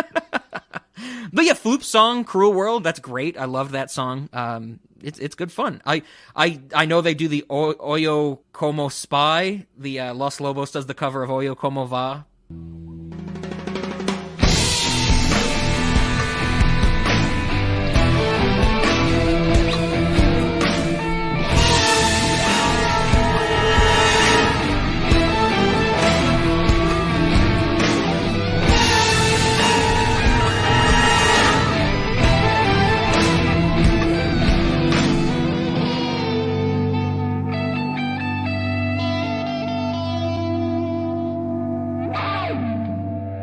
But with the word spy instead. Do you get it, Zach? Because they're spies. I don't know if Zach gets it. Everybody write in, explain this joke. All right, I'm looking at Robert Rodriguez's like filmography. Like This is his first kids movie, right? yeah, first. It has movie. to be, yeah. Cause like you look at like his major films, like '92 is his first like actual film, like El Mariachi. Is that the start of the trilogy thing that he does that ends with Once Upon a Time in Mexico? I don't think maybe. Okay, I don't know. Okay, I don't know if that was his first or his second movie when he starts that think it's trilogy. what, Desperado. I think Desperado's one of them. Yeah, I know it ends with Once Upon a Time in Mexico. I'm pretty sure. Yeah, it's El Mariachi, Desperado, and then Once Upon a Time in Mexico. Okay. But you have like Desperado, From Dusk Till Dawn, The Faculty, Spy Kids 2, Island of Lost Dreams, Spy Kids 3D, Game Over, Once Upon a Time in Mexico. Then he does Sin City and Adventures of Shark Boy and Lava Girl in 3D, both in 2005. Okay. He does Planet Terror and Grindhouse. Yep. Then he does, and like Planet Terror was kind of a bomb. Shorts, which is like another kids movie that just is like DOA. Okay. Then he does like a Nespresso commercial with George Clooney where a piano gets dropped on him. And then you have Machete. Then you have Spy Kids 4D. And then like in 2013, he has Machete Kills, which is another bomb. Mm-hmm. Frank Miller's Sin City: A Dame to Kill For, another bomb. And then he starts doing like a lot of TV and music videos. Like he does like, and possibly one of the strangest music video directorial credits of all time. He does like Demi Lovato's Confident. Yeah, I saw that. Yeah. So pretty much for the latter half of the 2010s, he really doesn't do anything. Like he does a couple of TV series here or there, and then in 2019 he does Alita, which we know like he spent like 2 or 3 years on. Yep. And then the strangest thing is that in 2020 he directs the one episode of The Mandalorian, Mm-hmm. and he also directs the Lady Gaga and Ariana Grande music video "Rain on Me." Yep. Which might be the strangest thing that he's ever done. It is very weird. Absolutely. It's bonkers. Yeah, and it's he's just a weird dude, I think. Absolutely. But like he's one of those people like in Hollywood, like he's a Ryan Johnson or Guillermo del Toro that like he might not have a lot of successul films, Mhm. but like he knows how to play the game in Hollywood. Exactly. He knows how to keep everybody happy. And I think that's the thing. Like, again, I'm surprised he never got brought into the. I guess he didn't get brought into the Marvel fold because he's just too he likes to do his own thing. Sure. And they don't like that. They don't like established people in that world. Because he also did the Netflix show We Can Be Heroes, which is like loosely based off of like the adventures of Shark Boy and Lava Girl. Oh, okay. Loosely based. Loosely. And didn't his like son write Shark, or he wrote it with his son, Shark Boy and Lava Girl? Like he gets his kids involved too, I think I've read. I have no idea. I wouldn't be Okay. surprised because like, at that point I kind of checked out from him. Sure. As a kid, like I was more aware of Sin City than Shark Boy and Lava Girl, and it just looked too like it's weird to think like in 2001, like Spy Kids comes out, and then you look at Shark Boy and Lava Girl, and it's like a visual like vomit sandwich. Okay. Yeah, I don't know. Written by Robert Rodriguez and Marcel and Racer Rodriguez. So I guess I was trying to remember because I knew one of his kids had a weird name. It's Racer. He named his son Racer Rodriguez. I'm pretty sure. After Speed Racer. Nice. It should have been Speed Rodriguez. Speed Racer Rodriguez. Yeah. Oh God. Come on. Get on that, Robert Rodriguez. Have another Here he kid. goes. I think he already Here has like goes. 7 children or something. But have another Does he? kid. He has a lot of kids. I remember looking into when we did Alita back in the day. I remember it being a large number. I'm pretty sure. Oh my God. All right. Do you have anything else to say about this film, or do you want to start talking about the sequels? Well, I think the last thing I have about this movie is the thing that barely plays into the movie, but it like one moment in the plot kind of hinges on it, but it's not too egregious.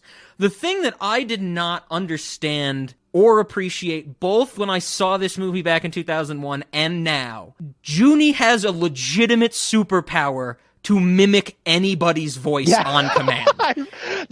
Okay.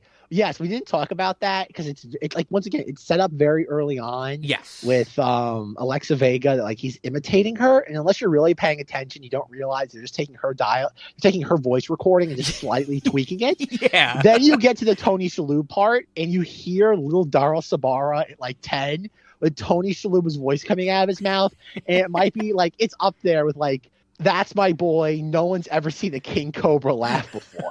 Like it's that level of funny. It's so strange. And I remember so vividly when I saw this as a kid, thinking the same thing. What the hell is this? Like, it's never explained. He just has a legitimate superpower. Because I think people that are born, the very, very small percentage of people who are born with perfect pitch, which is when you can recreate certain notes perfectly without hearing them first, that's a superpower. It makes no sense. That's still one of the things I did not like this time around, because I feel like they could have easily just gotten to it, or gotten that scene where they get Tony Shalhoub out of the meeting with the financiers and Robert Patrick and put him in the foogly machine a different way, because they already had Alan Cumming on their side. But I guess I wanted to save this for this transition into the sequels, because I want to know if it comes up again in the sequels. Or is this just for no reason? He can do it, and it's used. Nobody think about it. But that's the one thing I'm like, I can't stop thinking about it. It bothers me that he has an actual power. Okay. Now, can I segue into the sequel I think talk? so. I'm hoping, this is going to be my guess. I'm hoping that one of the sequels explains that when he was born, they Machete implanted a computer chip in his vocal cords that let him do this. That's my guess, but I'm ready now, Zach. Okay. To this day, have never seen the second movie. Okay. I have never seen it. I saw the third movie in theaters with my nephew and his parents. Okay. Because I think it was in 3D, and also I think it had scratch and sniff cards, which is, we've talked about that before on it was one of Cinemati's. those. Okay. And I could be wrong though. I could be wrong. Maybe that's the fourth movie. I've never seen the fourth movie either. I think that, because that was 4D. I don't know. No, it couldn't have been. I don't know. I could be wrong about the scratch and sniff for the third movie. Sure. Second movie, my memory is, and Rob's gonna love this, is like delayed context. But like that came out like a year and a half after this. And it was one of those movies like, oh God, this made us an insane amount of money. Rush it. It's one of the most rushed films into production when it comes to like a major franchise ever. Mm-hmm. Probably only second to like things like Agent Cody Banks and the Alien versus Predator franchise. Okay. I think I've talked about the Alien versus Predator, where like that came out in August of 2003, and that made so much money. Fox was just like, make this movie, like it's a license to print money, we don't care. And they literally like finished the movie like from start to finish. It was like 8 months. Sure. Insane. And then like I remember like Cody Banks was a similar story where like in less than a year is another kids movie that did like well beyond it should have. And like they're like, we need another movie. Like I remember on the DVD release for Agent Cody Banks, there was a teaser for the second film, which hadn't even started shooting yet. It's this Frankie Muniz in front of a white screen being like, I have a top secret mission, oh God, communique for you. We're making a second movie, but we don't have any details just yet. Okay. And it's Agent Cody Banks 2, like coming soon. Oh God. And the movie got released, I think, within like 13 months. This was a very similar circumstance. This comes out in March, and I think the sequel comes out in August or September. Yeah, August, August 7th, it looks like, which is not Ben Affleck's birthday, unfortunately. It is not Ben Affleck's birthday. But again, you're talking about what, a 18-month window? Yeah. And considering how effects heavy these movies are, ooh boy. And then I think when it came to the third movie, I think it was a year again. I think it was September to September. The internet says July 25th, 2003 for the third one, so less than a year. So that's what, a 10-month production. Yeah, that is crazy. And that's why the films have like devolved in like visual quality. Sure. They had even less and less of a timetable to work with when it came to special effects. I remember the second movie wanting to see that. And I remember that was when my nephew's parents were fighting. And so like it was like one of those divorce scenarios almost, in that like each parent was trying to outdo the other. So like that as Rob knows, that is around the time of my birthday. And I just had my birthday. And I remember like he was getting more stuff than I did at my birthday just because everybody felt sorry for him.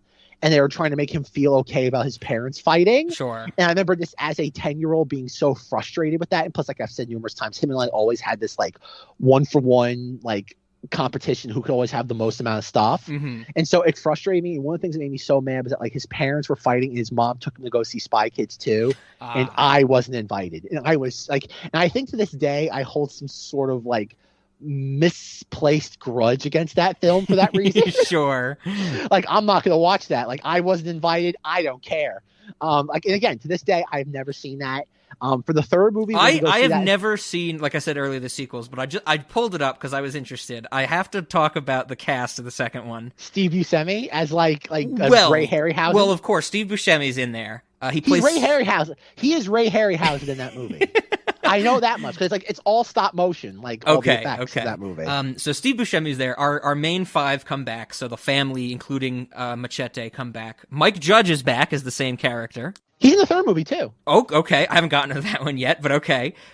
Ricardo Montalban and Holland Taylor seem to be their grandparents. Christopher McDonald is the president of the United States. Alan Cumming and Tony Shalhoub are back. Taylor Momsen is in it, who we know is Cindy Lou Who from The Grinch Who Stole Christmas. And I just want to die. Cheech Marin is back, so maybe they do save him in the second one. And playing a character called Dinky Winks is Bill Paxton. I don't know. Dinky Winks. Bill Paxton plays Dinky Winks. I love that. Oh, yeah. Okay. Continue, but I know where he fits into all that. That's all the ones I wanted to point out. The other ones none of them stand out to me. But like Dinky Winks. Well, they also have like rival fellow spy kids that are their cousin. Okay. Because there's like a blind kid. No, I'm sorry, blonde kid. I wish it was a blind kid. Oh God. Yeah, because there's like a blonde girl and the blonde kid. Okay. Yeah. Apparently, I think this might be Matt O'Leary and Emily Osment. Matt O'Leary plays Gary Giggles. Emily Osment plays Gertie Giggles. Yes, and Emily Osment will go on to be in Hannah Montana. It's like the sidekick. Yeah, yep, okay. Another Disney production. But that's the thing, though. Like, I remember Winks. Because I'm glad you remember that. Because I remember, like in Spy Kids 3D Game Over, they had a reunion of all the characters from the series because it was back still when like movies were trilogies and that and you cut them off at that. It was the Star Wars principle. Sure, you capped it at 3. And I remember there's like this cowboy character that shows up. I'm like, who the hell is this? And now that you bring it up, and like now I think about it, it was Bill Paxton. Oh, okay. I think it's that's the thing, Rob. Is like I think, oh God, like I think you should watch the second one because I think you would probably find it more enjoying. I think it's more up your alley. The third movie, Bill Paxton comes back as Dinky Winks, like you said. But his real life son, James Paxton, is also in the movie playing Dinky Winks Jr. Yeah, I know. I love this. Why isn't this called Spy Kids: Dinky Winks and Spy Kids: Dinky Winks Returns? Well, Rob, we know why. Bill Paxton, R.I.P. Dinky Winks, R.I.P. Rob goes to Bill Paxton's grave and just puts flowers down. We never truly knew you, Dinky Winks. Dinky Winks. But yeah, I'm looking at the cat. Yeah, see, like Cheech Marin's in the third one. Danny Trejo, Alan Cumming, Tony Shalhoub. But that's the thing though. It's like in the third movie, how it ends is like Sylvester Stallone plays like 18 characters. Okay, and like they're fighting him in like Disney's Toontown. Like it's oh God, it's disgusting. Like it's an ugly film. Okay, like imagine Alita Battle Angel, but they can only process like all the footage with a Nintendo 64. Like that's what it looks like. And at the end, like all the characters from the franchise show up. But the thing is that clearly they couldn't get them all on the same day. So they all just show up in front of a green screen and they're never in the same shot together. Even, this was about maybe 10 years ago. Because I have Spy Kids 3D on DVD. It's the 3D cut. You wear your little blue and red glasses. And it's the most migraine inducing thing you'll ever do with your life. And I watched it and I'm like, oh God. I'm like, none of these actors outside of like Daryl Sabara and Alexa Vega are like on set together. Like everybody else literally had like an afternoon. They filmed them for like a couple hours and then they flew them back to wherever they came from. Okay. And that's the thing. Cause like, I'm pretty sure at that point, Alexa Vega was done with this because she's not even in the movie until like, I think 2/3 of the way through. Okay. Cause that was the plot. That was like the marketing. It's like what happened to Alexa Vega. And the plot is that like Junie has to go into like the Matrix to find her, and she doesn't show up until like 2/3 of the way through. Okay, this is coming back to me. I feel like I've heard of this. That it is like they go into a video game or something like that. It's the Matrix. Like that's it. Like this. Remember, this is This is the summer of 2003. So like the Matrix had just come out a couple months earlier. Yep. Everybody knew the Matrix sequels were on the horizon. So it's like, okay, let's tap into that to hopefully get some of the parents to reluctantly like bring like the parents are not going to hate themselves for going to see this. Okay. And that's what it was. And it was just like, oh God. God. Because like, there's so many things in that movie that like I've always wondered, like, because Ricardo Montalban is in that movie like a lot. He's featured heavily. Okay. He basically takes on the Alexa Vega character, like is in like Junie's sidekick. And what they do is that like I'm not sure if Ricardo Montalban was stuck in a wheelchair in that point of his life. It has to be because it's a major plot point in the film. Okay. Because like about a third of the way into the movie, he gets some sort of like video game token, and he's able to like they just like digitally mat his head like on a giant like Pacific Rim Jaeger, and I'm just like, oh, was this how they got around like a wheelchair and CGI like environment? Yeah. And I'm like, is this how they did? They just had him like sitting down. They just like did like a mat like thing onto his head. They matted his head onto like a CGI creation. Like in all honesty, Rob, if I had to guess based on my knowledge of the second film, you would probably like the second one more than the first one. Okay. And you would probably find the third one fun, but also hate it at the same time. Sure. I think you should watch the remaining two, because I think you would like the fourth one. No, like the fourth one is like I've never seen it. It looks like a nightmare. Like just in the trailers. The fourth one has Jessica Alba, Joel McHale, and Ricky Gervais as a dog. Oh, I didn't know he's a dog. But Jeremy Piven is also in it. He's the villain. He's a timekeeper. Yeah, okay. I know. Like that. Everybody who was involved in that movie should like when that movie came out. Instead of having a red carpet premiere, they should have gone to the local Home Depot, rented the wood chipper, and put everybody involved in the movie into it. Oh God. Okay. Including all film prints. Like that's one of those things. Like if like I went on like the Lost Media Wiki and like all copies of Spy Kids 4D like all the time in the world are destroyed, I'd be like, you know what? I'm okay with this. Not much was lost here. The world somehow is a net positive because of this choice. Yeah. Oh God. No. Okay. And apparently, according to like the Hollywood Reporter, like he wants to reboot this franchise again. Okay. I mean, yeah. If you can't do more Alita. Oh God, there should be a goddamn Alita animated series. Go get the people who made Tron Uprising, give them $10 million, and tell them make an Alita series. Disney Plus. Go do that. Like that is a perfect way to combat the Snyder Cut. Give a niche following something, and they'll be happy. Sure. Alita, goddamn Battle Angel, Rob. I want to see I want Edward Norton, James Cameron. I was thinking of that, and we also need more. What's her name? Brain in a suitcase. One of the strangest things to ever happen in a modern movie. Like that. Jennifer like, Connelly. Think that's about her name. Yeah. Jennifer Connelly. Like think about that in a nutshell. Is that in 2019, Alita Battle Angel comes out. It ends with Jennifer Connelly's head like in a briefcase. Not even head, just like I don't even know what you would call that. Yeah, it's like like brain, eyes, and some of the circulatory system or nerve endings or something like that. Yes, I'm going to rip your endocrine system out of your body. Isn't that that's the a premise reference of Crank 2 as well? That the villain from the first one's head is in a jar. I'm pretty sure that's Crank 2, that the villain from the first one's head is in the jar, and Jason Statham like picks it up, and like the head in the jar can speak for some reason, and it says like "fuck you, Chev Chelios," but it's bubbly because he's underwater, and so it's.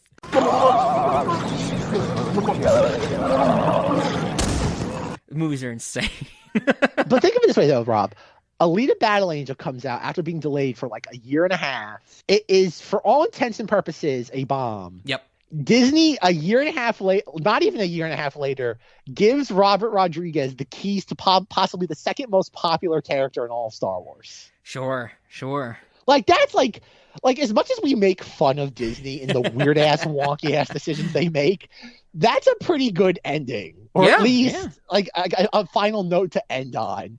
It's like, you know what? Like we hate Disney. Like they're going to destroy us all. They are the cancer that will consume all of media and art. But at the same time, a broken clock can be right twice a day. Yep. Absolutely. Delightful. Yeah. Oh yeah. Alita Battle Angel. Check it out. Yeah. Check it out. Check out our episode of it. Yeah. All right. And Jackie Earle Haley in a robot costume. Yes, absolutely. We also get Jeff Fahey with Mechanical Dogs, the Lawnmower Man himself. Yep. But last but not least, Edward Norton is James Cameron. Jai Courtney as Jai Courtney. God damn it, I want that Alita. You know what's so funny? Like, I think we talked about this off mic, but like, I got so burnt out on Alita like in February of 2019 that I have not watched it since like the last time it was in theaters. Like, I saw it in the theater, and that was what 2 years ago now. Yeah, that was a while ago now. Yep. Yeah, go Robert Rodriguez. Like, that'd be like he'd be a fun person to do. Like, not to like once again delve into like the blank check model. but like that'd be a fun director to do, like just watch his movies. Oh, sure, yeah. Because I think we wouldn't be happy through some of them, especially like your shorts and like Shark Boy and Lava Girl. Yeah. But I think like you're From Dusk Till Dawn. Yeah, I still enjoy that movie. Yeah. I think we could have some fun with that. It's just like, God, those early 2010 movies, man, that would be a nightmare. That would be a legit nightmare. Like Sin City, A Dame to Kill For, Machete Kills. Oh, God. Lady Gaga, Rain on Me. Demi Lovato's It'd be interesting for sure. Can I please give a special as somebody who has made it loud and clear on this podcast? And I think I should say that we are now, I know we talked about this 2 years in the music video series and where I talked about the 18s, that in February of 2001 was the release of 18's album Teen Spirit, which at the time was only 18 years old. So as Rob says, it could sit there, smoke, and buy lotto tickets. It's now 20, Rob. It can almost drink. Okay.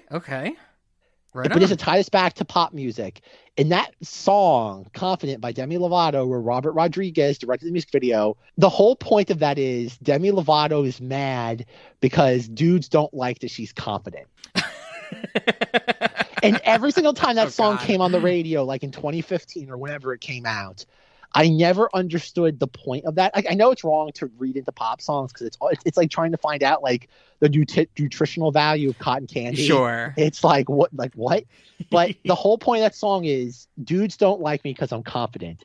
And I've always been flustered by the idea of like a bunch of dudes being turned on by a woman at the club and then being like, dude, you don't go after her. She's too confident.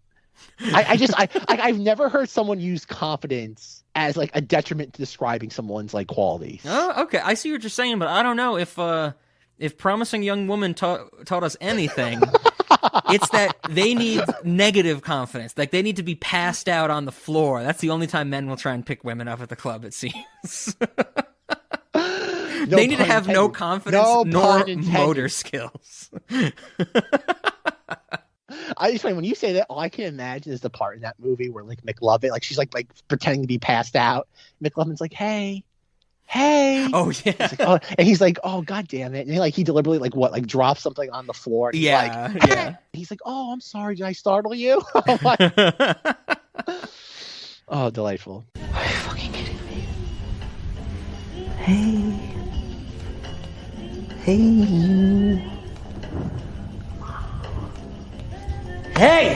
There you are. You fell asleep. Promising Young Woman, go check it out if it's still playing in a movie theater when this comes out sometime in April. Oh god. Okay, well, I think I don't have anything else left for Spy Kids. We spied on some children. We're gonna get arrested for it now. That's always good. The spy kids who love me. The spy kids who shagged me. Now we're definitely getting arrested. Yeah, I was about to say that's getting into some dangerous territory right there. So I guess with that being said, I am ready for our questions. I think late night, I'm going to go yes. I think this is good fun for a late night movie. I think for all the reasons we discussed. But for Cinemati, I think I'm leaning no. It doesn't really fit the bill for me. It's a great kids movie that I enjoy, but I think it's more of a late night than a Cinemati. So I'm going no to Cinemati, but yes to late night. What do you think, Zach? I am going to say no to both. Oh, okay. Because the Total Recall protocol principle, sure. and that this movie was wildly successful. Like this movie did $130 million in like March of 2001. Like that was rare for a kids movie to do that well. No, I think as for Cinemati, that makes it a no. There's some weird stuff in here, but I think it's too intentional. Okay.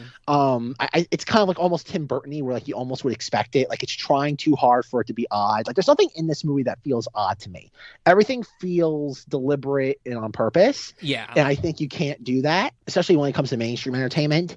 As for late night movie, I think you'd be hard pressed to find anybody within our age demographic who has not seen this. That's a good point. I think you'd be hard pressed to find anybody under the age of 35 who has never seen this.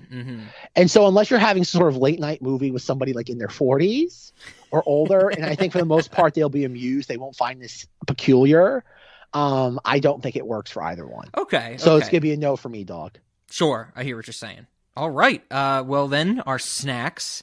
I think I want to kick it off with something I don't think we've done in a while, if we ever have done it.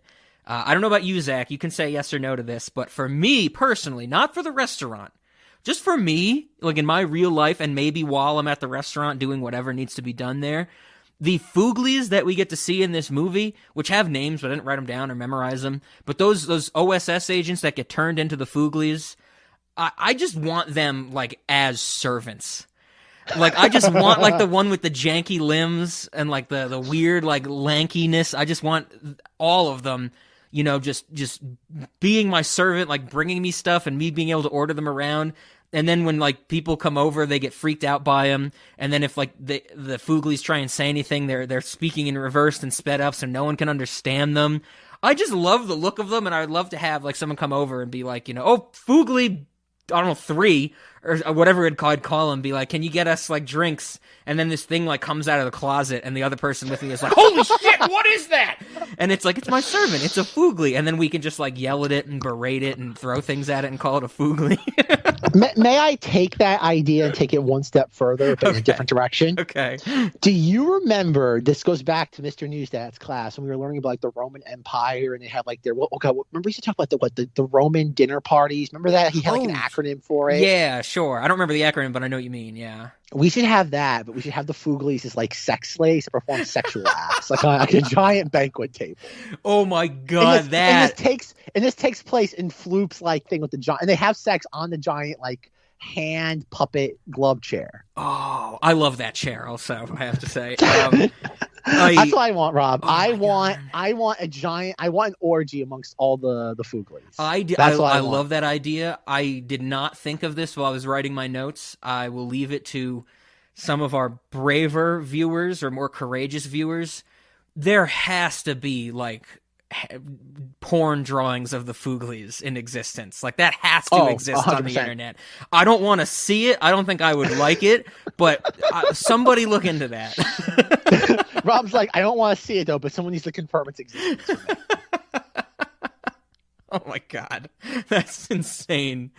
Oh, and they're just like, Floop is a madman, help us, save us. Floop is making us fuck each other, help us, save us.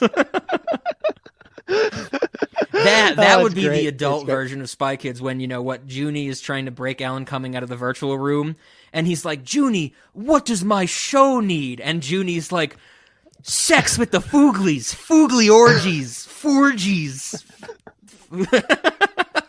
It needs to be raunchier.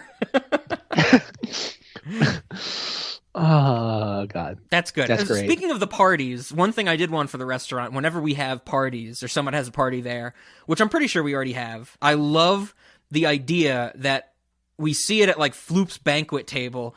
All of the food on plates are on, like, springs, and they're bouncing up and down.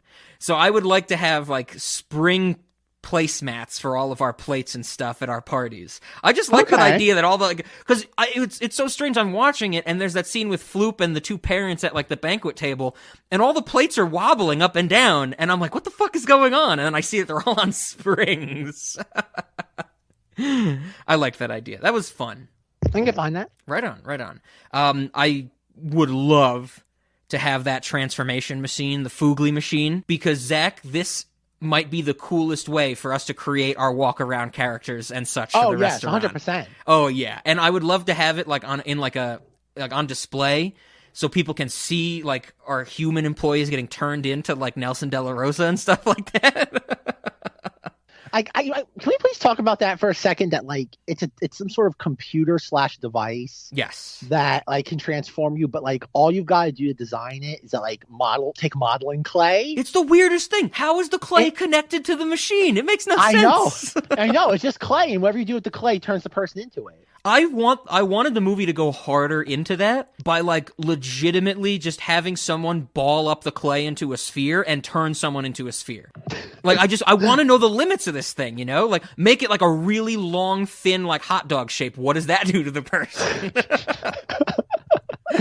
Well, Rob, that's what we're here for. Yes. That's what we're here for. Absolutely. And that's what our spin-off is for. I guess one of my additions to the restaurant is that we have to have, even though we can create all the cash we need something for the money laundering. Yes. So I do want for our restaurant, we will help produce the prequel to Spy Kids with Tony Shalhoub and Alan Cumming. Okay. And speaking of that, I want Alan Cumming as a maitre d' for our restaurant. Ooh, I like that. I like that. I think that works well because that one point in the beginning when the kids are eating cereal, I think when like Cheech is taking care of them or sitting on the couch, I think Cheech Floop, is just yes. sitting. We have the Floop cereal, and my note was like, I would love to have Floop cereal, but then I corrected myself and I wrote, really, I just want any cereal with Alan Cumming's face on it.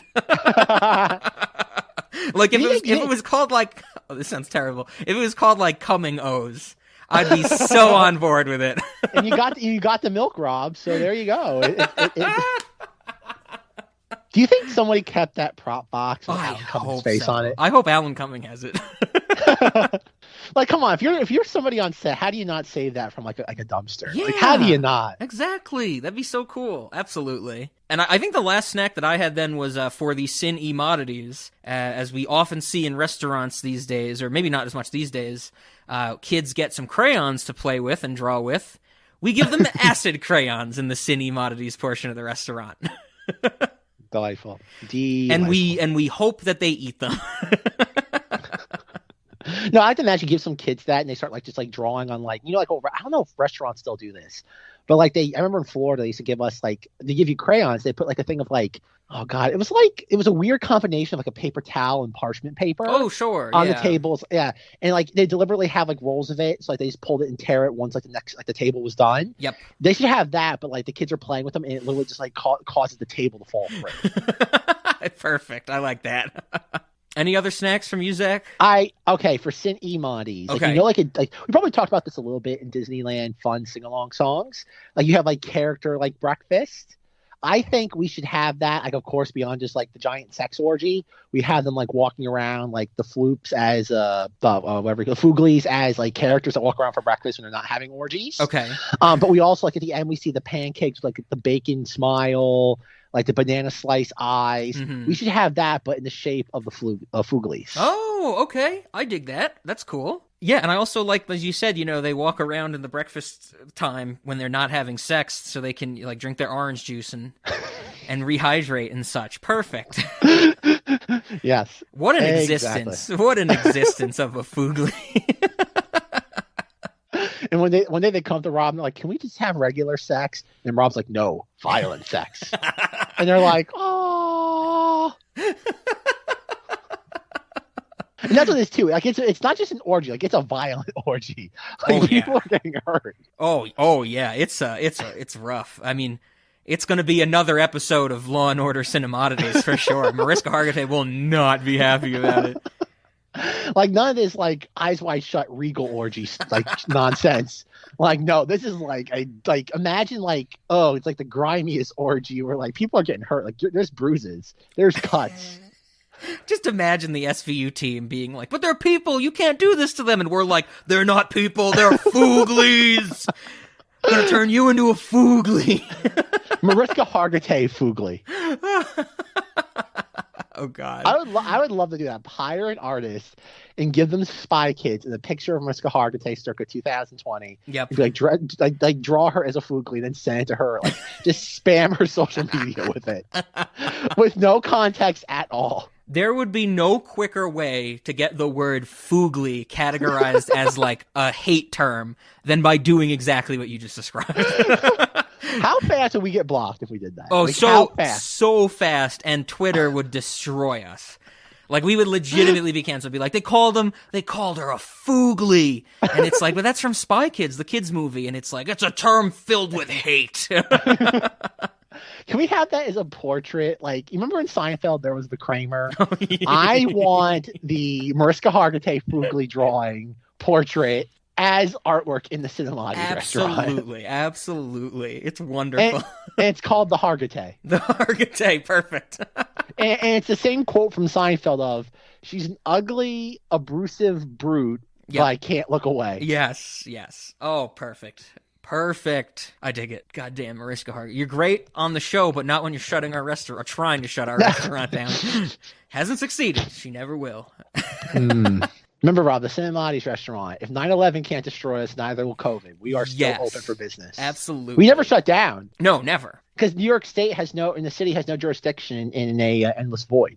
Yeah, and anybody they send in to shut us down can't find their way out. Absolutely. The COVID virus is afraid to go into the Cinemodities restaurant. Oh, man. Okay, good. Well, I guess with all that being said, next week we will continue on with something just totally in line with a kids movie for the 2001 Fortyear. Yes. And I guess that comes... Rob, you're not mentioning the fact that the Fooglies are in next week's movie in the form of Johnny Depp's wigs. The Fear Me Foogly? Yes. Oh God! So yes, we will discuss another kids movie next week. I think that's the best way to put it. The title of the episode and the movies we're watching are also very kid oriented, I believe. So I guess that leaves us with how do we end this episode? And I think it has to be Floop's song, his theme, "Cruel World" in reverse. Absolutely. Not only because I like that song and we should play it as our ending theme in reverse, but also because I can actually reverse it and see if there's anything in there. Or if it's all just nonsense made in like sound editing afterwards, if the Fooglies are actually talking in reverse or not. So it'll be fun. That's great, Rob. We got so long into Cinemati's that we're doing things in reverse and they're coming back forward to us. It only took us 3 years. Only.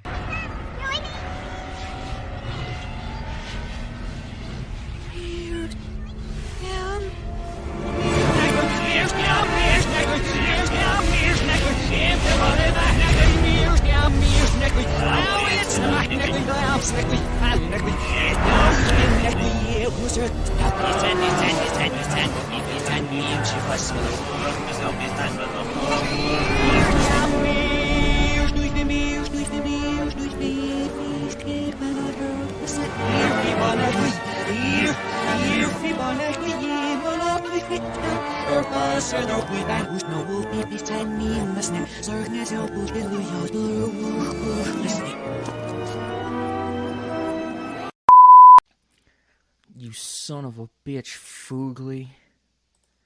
Goddamn fucking Foogly, son of a bitch, Foogly looking motherfucker.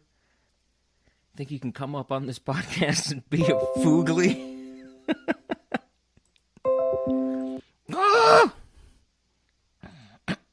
Goddamn Foogly. Fucking piece of shit, Foogly. You come up here being a Foogly. Goddamn fucking Foogly. Think you can just be a Foogly? You Foogly? Think you come up here and be a Foogly? Goddamn son of a bitch, Foogly! Okay, what did she say? Oh my shit, Tachi mushrooms. So, yeah, shiitake mushrooms, yeah. I at first I'm like, oh my god, did they actually say a bad word that I never caught in this movie back in like 2001? I was like, oh my god, like I was so excited, and she's like, Tachi mushroom. I'm like, goddamn movie, goddamn it, have the character say a dirty word. That's what I want, movie. Give me what I want. I don't know. There is that like child saying a dirty word. There is that like 8-minute segment of Tony Shalhoub just cursing and saying Foogly, like, you stupid fucking Foogly piece of shit, Foogly's motherfucker. If only, Rob. That's my favorite part of the movie. I started recording before you came back, and I just said Foogly. I heard. I could hear. Fucking Foogly. I could hear.